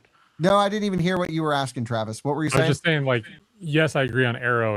There's no way that a box is going to be as aerodynamic as a bar. So, but having the clutch disconnect means that the R2 is going to be operating essentially as a two-wheel drive vehicle at freeway speeds. And so does that even things up, or at least bring them more close to balance on efficiency? Because you're comparing essentially a rear-wheel drive to an all-wheel drive vehicle, even though the arrow is much different. Yes, but now you're comparing a clutch disconnect on two permanent magnet motors, which a clutch disconnect, the main benefit really would be you're reducing the gear train losses and the flux losses from the motor. The secondary axle on the Model Y uses an induction motor, though, so there's no flux losses, but you still have some windage losses. You have the gear trains losses. You're spinning that rotor, but there's no electrical current that's generated as that's happening. So there's some, but not that much. And so, and so that's really the benefit of doing a permanent magnet with an induction secondary motor versus the, this is another way, even better, is doing the clutch disconnect. So could be really interesting, but I really think, I don't know, Model Y is magic in terms of efficiency. It's pretty incredible. The drag coefficient on Model Y is like 0.23 according to Gemini, and the R1S or R1T both have a similar like 0.3. So we can assume that there's going to be a significant difference. Yeah, in and drag. similar frontal area, you would think, because it's Mhm. coefficient of drag times the size of the vehicle. Just a bit. And yeah, they're both similar sizes. Yeah.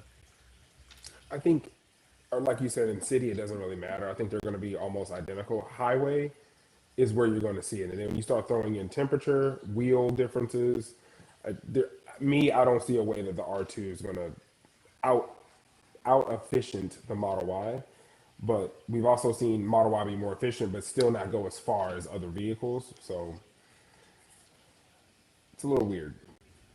I'll be really interested with all the people that are changing from a Model Y coming to R2 and just seeing what their take is on it. Like, does it become that big of an issue every day in their daily life that they care? I mean, it kind of depends. Like, how much do they drive? Like, I know, Kyle, you drive a lot, and that's a big issue for you. For me, getting to work, it's like 20 miles, so I don't really care. So I feel like it's so person dependent at that point that, like, yes, we want it to be the biggest battery that can go the furthest and it can charge the fastest, but for what percentage of, America does that actually matter for? I don't know. Like, obviously we want the best, but to each their own, I guess. Yeah, most people just drive 20 miles to work, and they could get away with like a 1927 Yugo or something. But it's cool to see cars advance over the years, and I still think if you're going to be spending a lot of money on a vehicle, it should be able to do something that's pretty incredible. If you're going to be dropping 60 plus K on this thing, so it's like dollar for what you're getting out of it. This is the main high mileage driver right here, so I'd like to get because you do like 200 miles a day. Yeah. So What's the question? Oh, does the R2 have enough range? Sorry. No, absolutely not for me. But I am not the average driver. The average driver in America drives between 24 and 32 miles a day. You know a lot about average values today. Yeah, I've been looking at a lot of random stats. It's amazing. But you know what though? But people don't buy cars based on average driving. Like, you buy a car based on what's the most I would ever drive it. So like, my wife is like, I don't want an electric vehicle because if I have to go across country and we have to fill up, I don't want to wait 30 minutes to an hour to charge. So, you don't buy a suitcase because you're only going to travel small things. You want something that can, if I need the most, I can do that with it. And so I think trying to sell to average, even though, you do that minimum amount, doesn't necessarily meet the thing that people need for, which is, if I can go up north, I want to be able to do that. Like Wisconsin, we just go a lot up north. So you got to have a car that's like, I think that's why that 300-mile number is really important for people, because that is, people want to just be able to drive 300 miles. That's pretty much a layup. That's why people buy plug-in hybrids and then a year later brag about how they've only put one tank full of gas in it. It's like, so you live for a year with a 30-mile EV. Okay. That's cool. Right. And we also are the exception in this group. We're not really the rule. Like, we all have different reasons as to why we're in this, from a tech, from content to whatever, as to why we're not the random sample of people either. Yeah, but everyone's different. So like, for most people buying this car, I don't think range is going to be a problem. I even think for me, range is not going to be a problem. I think in general, they kind of hit the bare minimum specs that's going to keep everyone happy. But it's certainly again, BMW iX3 competitor, right around 60,000 start. Realistically, by the time you option the heated seats that they're going to make you subscribe for, it's going to be 65 to 70 grand. But that's 112.2 kilowatt hour usable pack. Volvo EX60, that's a over 90 kilowatt hour pack, charges from 10 to 80 in 14 and a bit minutes for under $60,000. That's a 59.9 car with 14-minute charging and over 90 kilowatt hours. That's and over 300 miles EPA. This is what it's going up against. And so yeah, most people will say the R2 looks better, it has more off-road cred, has better tech, fits their lifestyle better. Absolutely, but it's hard to have that and then go, well, I also road trip a lot, maybe I should consider iX3. If the R2 could do it all, it would be just the real smackdown. That would be great, because then it could do everyone's 20-mile commute without issue and everyone's long commute without issue, and then there's really no pushback. But which one of those three cars? Oh, go ahead. Oh, I had a question. So what would it take for them to do that? Because it seems like they've been working on this for years and they can't get this down and charging to me. And you're already, I mean, Porsche's doing it with their charging. You said Volvo, like it seems like everyone's doing it. Why isn't Rivian doing this? Cell cost. They're choosing an energy dense cell that's probably less expensive than a power dense cell. So they're probably getting a bit more energy capacity for the size that they're putting in there, and it's costing them less. It's actually not so much to do with the cooling. It's more to do with the cell choice, and not really much to do with the voltage. That the high voltage will help get the peak power into the battery pack and reduce transmission losses, but it would not help with the curve at all. Also, remember they had originally planned to use the Arizona pack to start, right? So I think they had grand plans around that Arizona cell and pack, but then LG had a bunch of construction delays and problems out of Arizona, and so they had to, oh crap, we still need this, and they're going to get it from South Korea for the next year or so, and I think they had to make some sacrifices there, is my guess. It does feel like we're kind of overlooking two main things, though. I mean, one is which of the three cars we just mentioned, iX3, EX60, or R2, makes people like feel happy when they walk up to it. Like I think that's like so much of a car purchase is emotional. And then the second thing is how much. Not that people don't really care about autonomy, like based on the take rate of FSD and whatever else, like at least right now. But how many people like the idea of in the future this car is like for sure going to get better on software, and which one of those manufacturers has the most proven track record of the car a year from now is so much better than the car the day you took it, right? Like BMWs and stuff. Sometimes it's like, oh, well, when did that software be on the new model year? It's like weird differentiation for kind of no reason. But to be fair, BMW did say that they are going to add those features to day one iX3 vehicles. Great. And Volvo also saying the same thing for EX60, at least sitting through their presentations. Sure, and saying that is one thing, and doing that is another, though, is my point. But the same goes for Rivian. I mean, what do we have now? We've got universal hands-free on some roads, and then Scott today texted me saying she almost caused a pile up on the highway because it slammed on the brakes. Like, it's not that great. Yeah, well, that's a story for another day. Yeah. I meant like general software features, like for the whole experience of the car, not necessarily just limited to autonomy. I mean, actually getting digital key and all that stuff. Traditionally, you buy a car, right? Let's like take ourselves out of this. You buy a car and it never gets better. It only gets worse. And that when I tell people that my car has gotten better, it blows their minds. They don't understand it. Way better. Not just way like better. Like exponentially better. Like the way it should have been on day one. Yes, but it got better. So, but like most of these people who are R2 customers, I can assume, have never experienced a car being better than the day that you bought it. Right. So, yeah. And you didn't have to go to a dealership to get it loaded. Yeah. Very true. I'm just saying, I think we're thinking small-minded of like, well, who's going to want better software? But like, I don't know what I'm trying to say. Okay. Yeah. I don't even think that. I get what you're saying. Yeah. I don't think enough people understand that a car can do that yet. Like, just people don't know. So that's a huge selling point. They should make that into some type of marketing campaign. If only they had a CMO. With their CMO. The CMO can focus on that if they ever get one. But that's a different conversation. Who's going to be towing that gets an R2? Yeah? Someone jet ski. Did we hear anything about towing in any of these videos? No one even Isaiah assumed some numbers. Well, Doug DeMiro in his, or was it Zach? I can't remember who, but they said that they were told they would get about half the towing capacity. So R1S is like 7,500, 7,700, something like that. So half of that, you get 3,000 some numbers. So that's rough. And Porsche Macan Electric can show 5,500 now.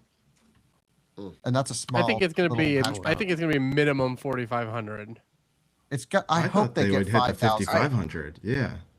A two-row Grand They're Cherokee. benchmarking it against the EV9 for towing. So the EV9 does 5,000.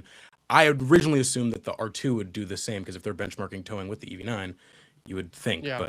But Isaiah, isn't it only the EV9 with the hydraulic bump stops in the rear, the GT line, that gets 5,000? The other ones are like 3,500 or 4,000. There's like a big difference on EV9 with just that top trim.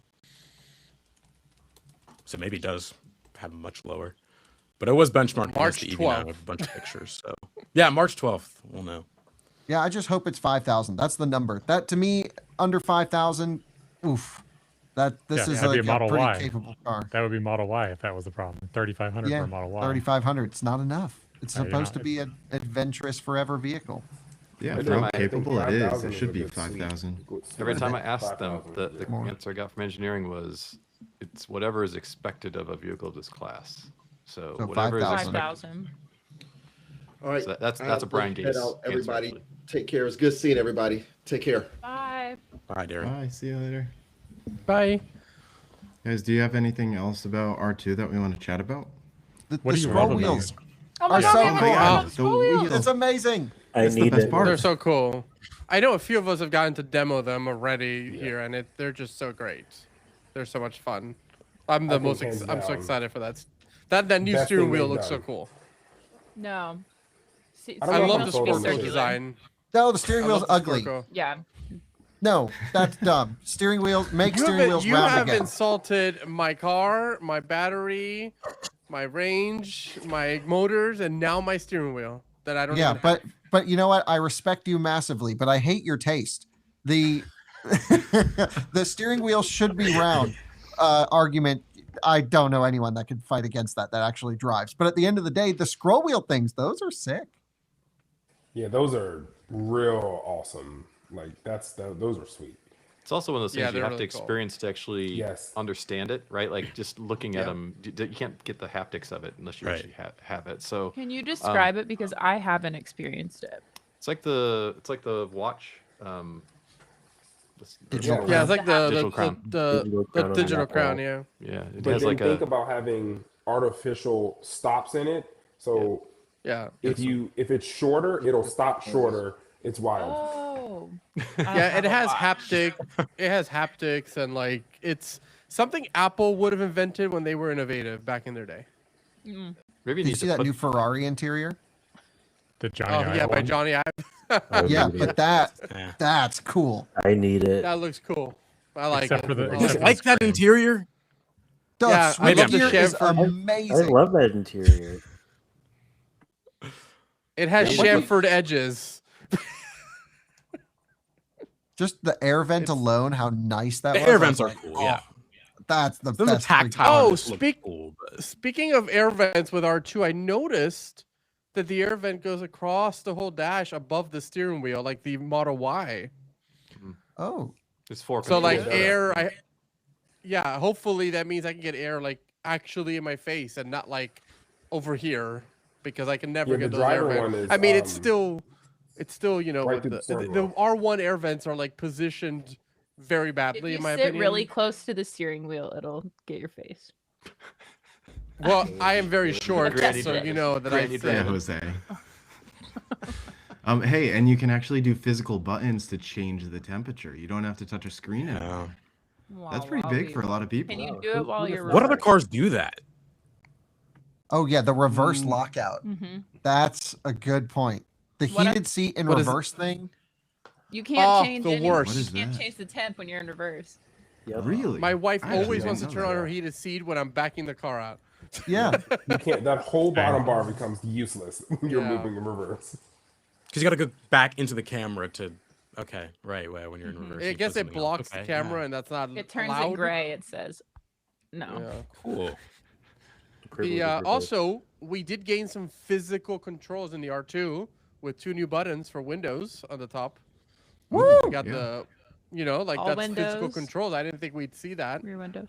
I thought it was just. Wait, gonna be what like does a the left control- I mean, one do? obviously- All windows. All windows. All 5 California windows. Called the mode. 5X button and just opens all 5 windows down. Not 7 Nice. windows like some of. It's a cool party trick. make sure your 12 volts charged And, before you roll and them no out. pop-out venting windows, like many have said, like Chris Boo. and everybody. Those did get Yeah, we all knew pulled from that this wasn't model. Yeah, I love but, the and I argument, don't "Oh, think but that's a. It's got cutouts. It's got the thing in the metal. It's got the hole in the metal for it. I'm like, yeah, it's got the lidar hole too. Yeah. Like, the logic doesn't work. It's I don't think it's, in my personal opinion, I don't think it's like the biggest deal, but I know some people are bummed. I think as long as the rolling back window exists, that's really cool. That I think is it's gonna awesome. be like the I think it's gonna be like the tonneau cover, right? Like there was a period of time where they didn't ship an R1T with tonneau because they couldn't figure out how to make it work right? And so Yeah. I can see them figuring out how to make that pop out window happen and then eventually ship it. I think They they had some usually issues. do Yeah. come around on a lot of the ideas that they wanted to do in the beginning. You end up finding them later down the pipeline, integrated some way, shape, or form. Some of those pilot line R1 or so R2s had the pop out windows. I don't know if you saw some pictures of them, and they were janky looking, like they were not straight and all messed up. I'm like, those are not going to make it. And I think Which they'll is figure out how crazy to me do that. because, like, you know, minivans have been doing that for a long time. Like, this isn't, you know, rocket science in my personal opinion, but People have been making wireless charging pads for a long time too. So they also, you're right. Here we are. It's true. I mean, how do We we need how do to we think it's going to sell? Like, let's say fast forward 2 or 3 years from now. How's this Very product well, gonna 'cause sell? it's It's gonna be so amazing. cool looking. It's, I think they're going to sell every one they make it. They nailed it. They totally nailed this thing. They did. Yeah. I think it'll be like Portions, all of it. Yeah. I think I'm it'll curious be how like, it'll do internationally. Yeah. Very well. My friends in the I think UK it'll do are really like, well. please, yesterday. And They they made also some have changes website. for the UK or just European market, right? But What were the the few changes indicators- that they did? indicators on the indicators in side? the hood. Yeah. Yeah, I mean they've made the safety of the R2 in line with the European standards. So like a lot. you most got of the stuff they- hood, But how will that the the door clamshell handles work? hood. That's a China regulation. It's not a European regulation. Mm-mm. The physical door handle thing. Oh, okay. But we haven't talked the about door turn handles. indicators are not amber though, correct? Is that But I Because feel like rear- that's because in the isn't that rear, no, they're required? not. Isn't that required now for IHS Plus? I think so. So they're not going to thought get it a was. top safety pick plus rating if they don't have amber turn signals, correct? Nope. Man. I'm an amber turn signal enthusiast, and I know the guy Yeah. above me over Nope, here is same, as well. same here. So I was gonna say they got to change that. Yep.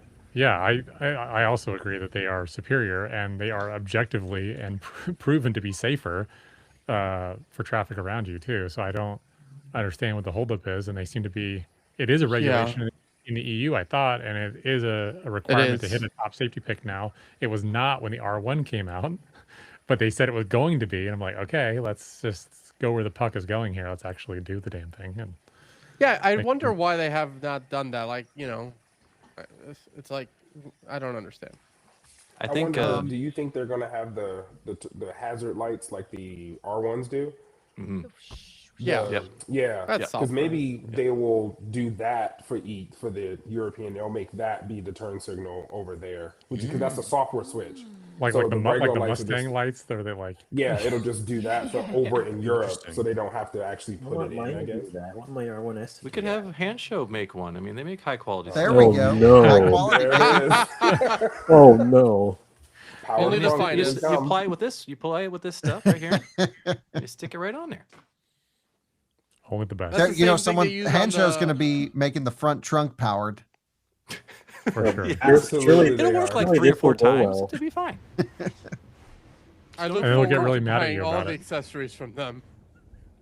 We'll put it on day one launch edition R2. What could go wrong? I want Hey, the they powered, can throw it on ours. We'll test it out, show that it doesn't work.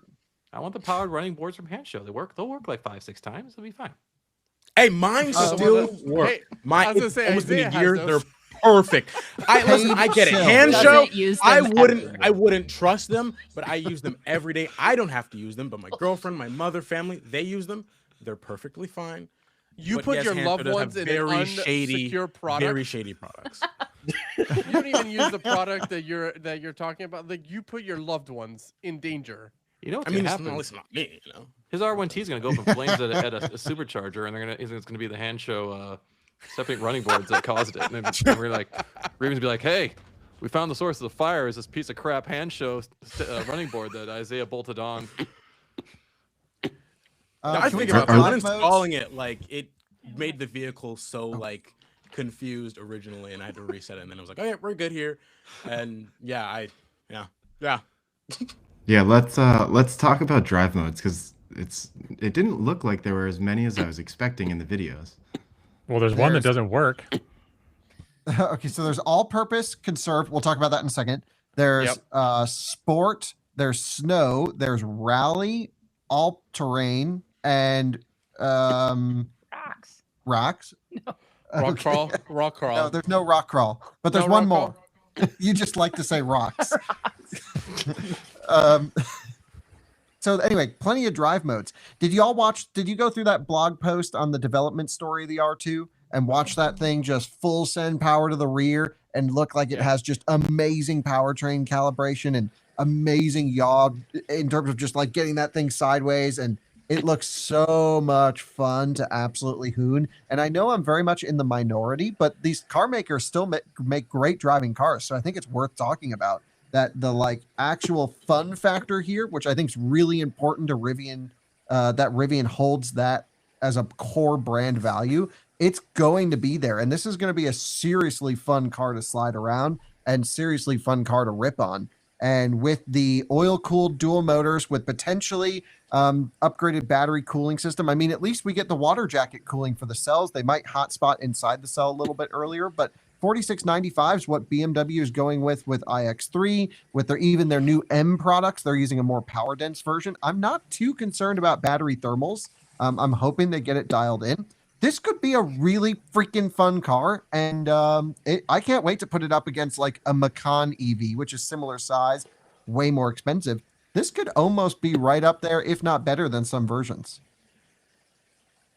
So, what do you think the difference between all-purpose and conserve mode is here?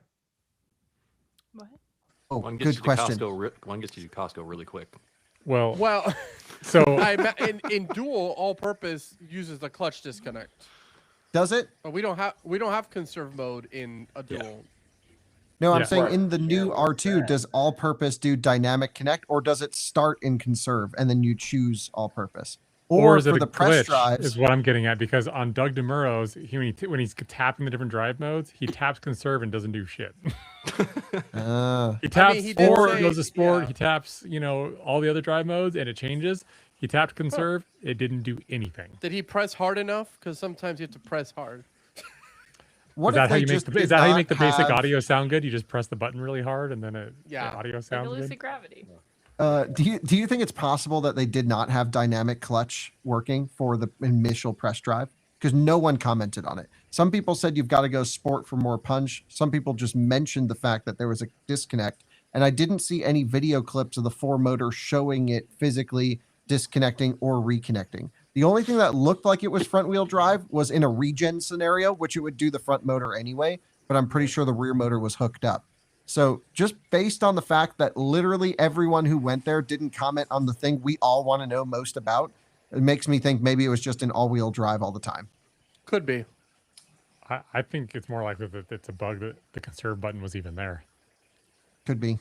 Because based on their update to, announced update for software, with the sport mode is coming to all dual motors.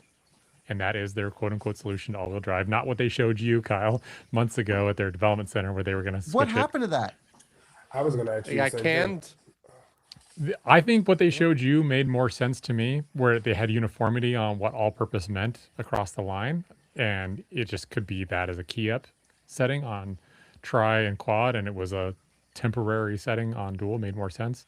But because sport mode is their answer to the full-time all-wheel drive, that makes me think that the conserve mode thing on a dual motor R2 probably isn't a thing, compounded by the fact that on Doug's video it didn't do anything, right? And so I think that's the more likely that it's a software bug of it even being there because they were testing it for something else.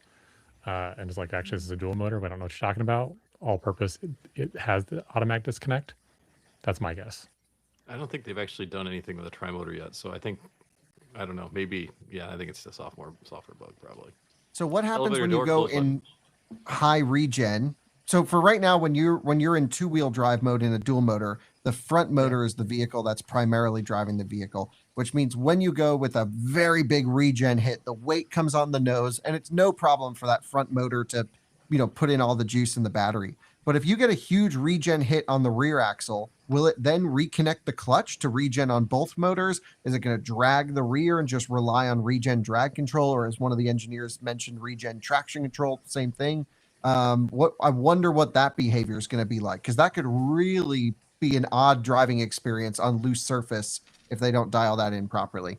Well, loose surface. I mean, I'm sure the traction stuff kicks in because I know on our duels, if we're driving and it even senses any loss of traction at all, it immediately kicks on that clutch to make it all-wheel drive for like the next few minutes because it thinks, oh, you're in a slippery surface. Yes, it'll pop up and say switching to 4-wheel drive or whatever, and it stays locked up. For me, it stayed locked up for about 5 or 6 minutes, or it's like waiting to make sure nothing's happening. Then it'll disconnect again. Yep. And if they really did improve the clutch disconnect to be way faster and essentially imperceptible, then I guess you could kick it on if it was, you know, as you said, like a heavy region, like above a certain amount. Otherwise, you wouldn't even be worth it.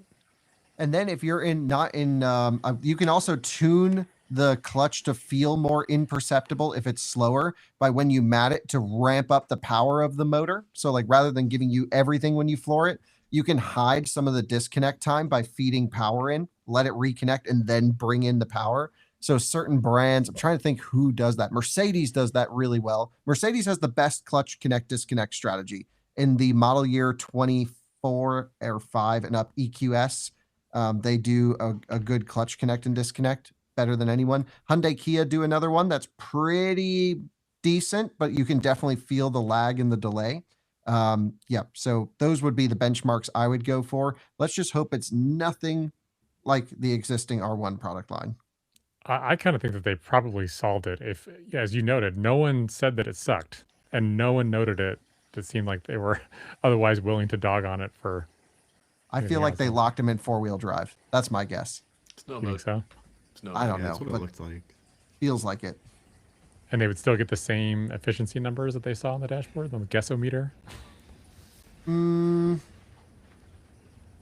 They would, well, again, yeah, I mean, it looked pretty efficient, but keep in mind, most of the time when they were doing those efficiency calculations, it was on the downhill. Look at the elevation of the off-road. It was like 2,700 feet. So I'm watching CarWow's video, and in one of the clips, it shows the front motor only kicked in for all-purpose mode. Because you see you only see green, or you see only yellow on the front 2 tires and nothing on the rear 2 tires. Yeah, that's under Regen. Yellow? No, right? Not yellow. Green is Regen. Oh, yellow only on the front is what you're saying? Yeah. But that means it's connected in 4-wheel drive. No, because the front, no, because there's nothing in the back 2 tires. It's blank. Yeah, but right, but the rear's always connected.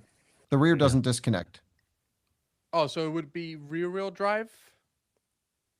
So yeah, the car's 99% of the time rear drive and then blends in the front motor. It's the opposite of the standard one. Yeah, that's my biggest question, is to figure out how that all feels. Rivian needs to do another day with the not press. Like everybody here should just be able to come to normal and go for a drive. I don't know. The tag at the Autonomy Day said press, Chris. I don't know what you're talking about. You know, to be fair, I think they picked the right outlets. I think they picked the ones that are going to be, you know, probably the least resistance, get tons of views, get them outside of the car sphere. I mean, there was the car outlets that they did invite. Okay, I might have some issues with, but the actual like tech YouTubers and the folks that have, you know, a different type of audience, that totally makes sense. Yeah, I think right now with cars, yeah. Go ahead. Yeah, I was just gonna say I think they definitely picked the right group for this drive, just because of the fact that clearly they still have some things to work out, and they just want to get it out in front of people's eyes. That's the big thing right now. More eyes on it. Yeah, I partake in a lot of the like covered drives or prototype drives for different brands. Like I drove the Cayenne EV a few months ago, for example. The first drive isn't for another few weeks on that car. So when you go to review those, like we do, you would never, and we would never go to review the car with the level of scrutiny that anyone would kind of expect. You just go in and say, okay, what's my limited operational sneak preview that they're willing to let us have? You go through that small window. And this for a prototype drive was pretty in depth. Like they were letting people wheel them off road. They had some time by themselves to do content capture. That is very unusual level of access for this type of early preview. And I wish people got a little bit more information. Of course, like I said earlier, I felt like we learned everything and nothing at the same time. So I'm just thinking, like, man, it would be so cool if we really had someone who was in the know to just answer all the last questions. But we still got 70%, 60% of what we all wanted to know out of the experience, which is it just needs to drive better than a RAV4. It does that seemingly no problem. And then it's all about the fun quirks and features. And Doug did a great video on that stuff. So I think it was a pretty successful day for the communication they were trying to get. They have a thing for CNBC too. I mean, why they always, I don't know. CNBC always gets priority for everything. You notice that? Like they got that first drive with RJ. Like they do like them, yeah. They actually kicked us out. Like I don't know if any of you guys were at the AI Day part where like they had the R2D2 R2 off here and like they're like everybody needs to leave and then except for CNBC can stay. Like I don't know, that's a little bit annoying to me. Just it is what it is, but I think overall it was a successful day for them. What needed to get out got out, and March 12th is going to be the day that's going to be, to me, the reckoning. Once you know price, where this is going to fall, when orders are going to open, that's really going to be the trajectory that sets them in which direction it goes. I'm not convinced March 12th will know that though. I don't know. I'm still not convinced we're going to know that on March 12th. I think we'll know most of what we need to know about at least the first few models, launch edition, colors. But I don't think we're going to get a configurator. We'll get paint color. We'll get wheels, tire options, and stuff like that. But I think we are going to get a configurator. I'm going to be a little contrarian and say, yeah. I don't think so. Absolutely not. I think we're just going to be more what's coming, what to expect. Yeah. What to. If we didn't get anything today, like March 12th, they just expect to drop a whole website change, configurator. I feel like a configurator would be a little ways down the line. So Rivian's not going to make the same mistake they made with R1, and they put the configurator out there way too early, right? And people are changing everything every day, and they're seeing, oh, here's my new price, and oh, by the way, we're going to jack the price by 20%. And then everyone's like, holy shit, we better cancel our orders. I might be the first one to cuss on here. And look what happened. Like that, they had this whole blow up happen when they did that. They dropped the configurator too early. They let people play with it and stuff like that, and they weren't ready, and nothing was locked. And so there's absolutely not going to drop the configurator until they know everything is locked in and deliveries are imminent, right? Like I would say, employee deliveries April, and then that's what we've heard. Mid-April is what some sales associate told everyone, and then so employee deliveries April. Assume they're gonna make another couple thousand, for employees, and then after that, real people take delivery, and so May, June. So I would think you're gonna look at a configurator sometime really close to that window of whenever real people get their deliveries. So you're looking no way in March. April probably the soonest. Could be May. March is gonna be a big photo op drop, paint, wheels, all that stuff, and then just enough to tie us. So just like Kyle said, right? Tell us everything, but tell us nothing. And that they'll do it again in March, and then that'll get us by for another month, and then at some point drop a configurator, and we're like, oh, by the way, it's $65,000. That's right, I said it again. And I guess buckle up and buy it or don't. Yeah, because they have to get that all ready for South by Southwest, right? What's that, March? That's exactly the same. It's the same date. Yeah. It's the same date. It's the same date. Oh, okay. Yeah, we're gonna do Perfect. South by Southwest and all this media drops. So if you're gonna go South by Southwest, you're gonna have a heck of a experience. I think it's like they're gonna do like joyrides or something. I don't know. Like, who knows? I booked my flights yesterday. They'll probably do another. Remember last year they did a big old dirt pile downtown Austin, right? And so who knows? That was like my understanding, that was like a last minute thing. Like they couldn't figure out what they're gonna do, or they had problems with zoning or something, and they're like, let's just throw a bunch of dirt down here and make an off-road course. And I think it's gonna be more well thought out this time. R2 is going to be able to go off-road, and you're going to have all these people in R2s going off-road in downtown Austin again, and they'll sell a ton of them. Their reservation count will double. I think it'd be crazy. Maybe not double, but high number of reservations of R2. Yeah, I think that'll be a big event for them for sure. Anyone have any last minute topics? Yeah, look up iX3 and EX60 and GLC is probably not really the crowd, but EX60 Cross Country is going to be that off-roady type flare, and just amazing competition if you don't want to wait for your R2 to come. And yep, I've had a chance to play around with both of those and was totally blown away, especially by iX3. And they have service centers everywhere. Not that we're like, I mean, you buy whatever you want. It doesn't matter to me, but Rivian has a great service center here too. An hour and a half away. Yeah, but yeah, same with the others. I need to hear more about the RAV4. What do you want to know? Give us some more RAV4 RAV4 enthusiast. stats. What else do you know? Spit the GR, facts. that Spit the one. R2, the RAV4 facts. Let's hear them. I don't have any more right now. Y'all. It's way past my You just had bedtime, one. y'all. One absolute nugget. Right. I've just been thinking about like what type of people would transition to an R2 because a lot of my friends are asking me because they can't afford an R1.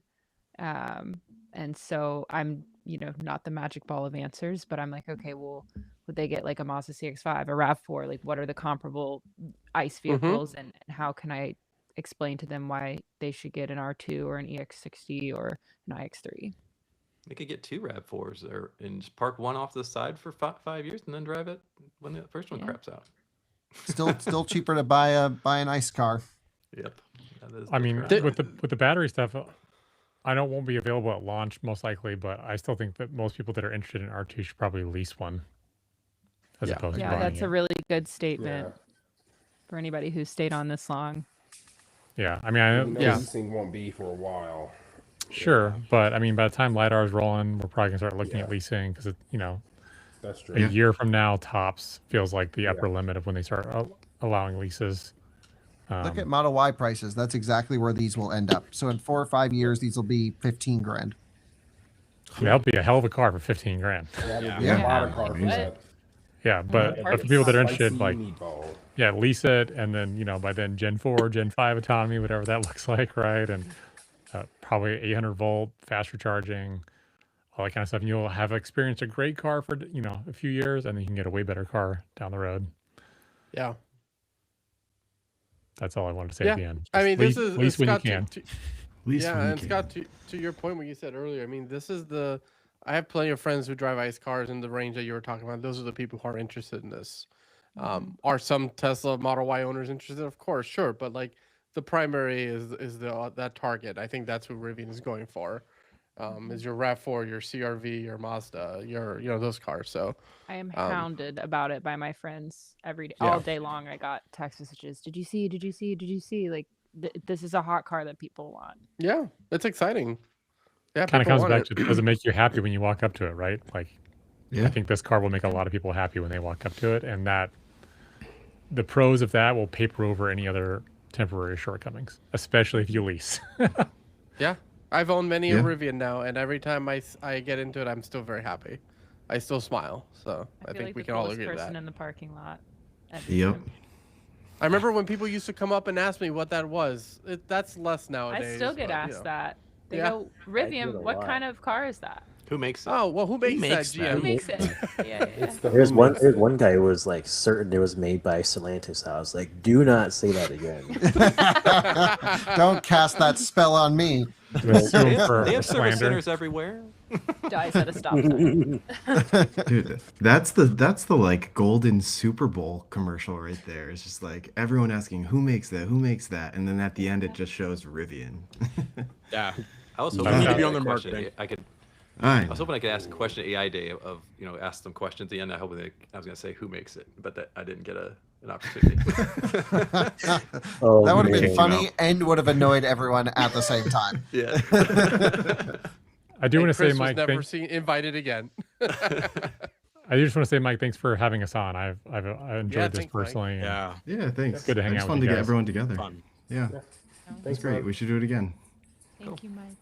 Yeah, Alright, guys. if anyone's interested, we'd be happy to host a Rivian or maybe like an EV festival this summer here. Yeah. So let's do it. y'all can come. I have a lake house. Oh, we camp got out? cute dog. What's the dog's name? Shane. I hear him Shane. breathing. It's past. He's coming to go. Like, what's going on? Are you coming to bed? I'm coming, bud. And one He's more. so cute. I just want to end on one more note. Like, I saw a couple of comments in the chat are like, "Oh, you people brought it down. I was excited. I'm not." We are all very excited for R2. We're just shooting the shit and talking. You know, like there's realities and pros and cons, but we're all still very excited about this. Well, I don't know. Don't speak for me. Yeah. So.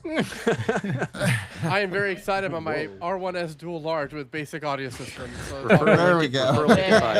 I do think it's fair to no. I do think it's fair to say that everyone here though is only here for 2 hours because we want the company and the product to succeed. And so any critiques, at least from my perspective, is because I want it to be awesome and it's all very, very good on paper.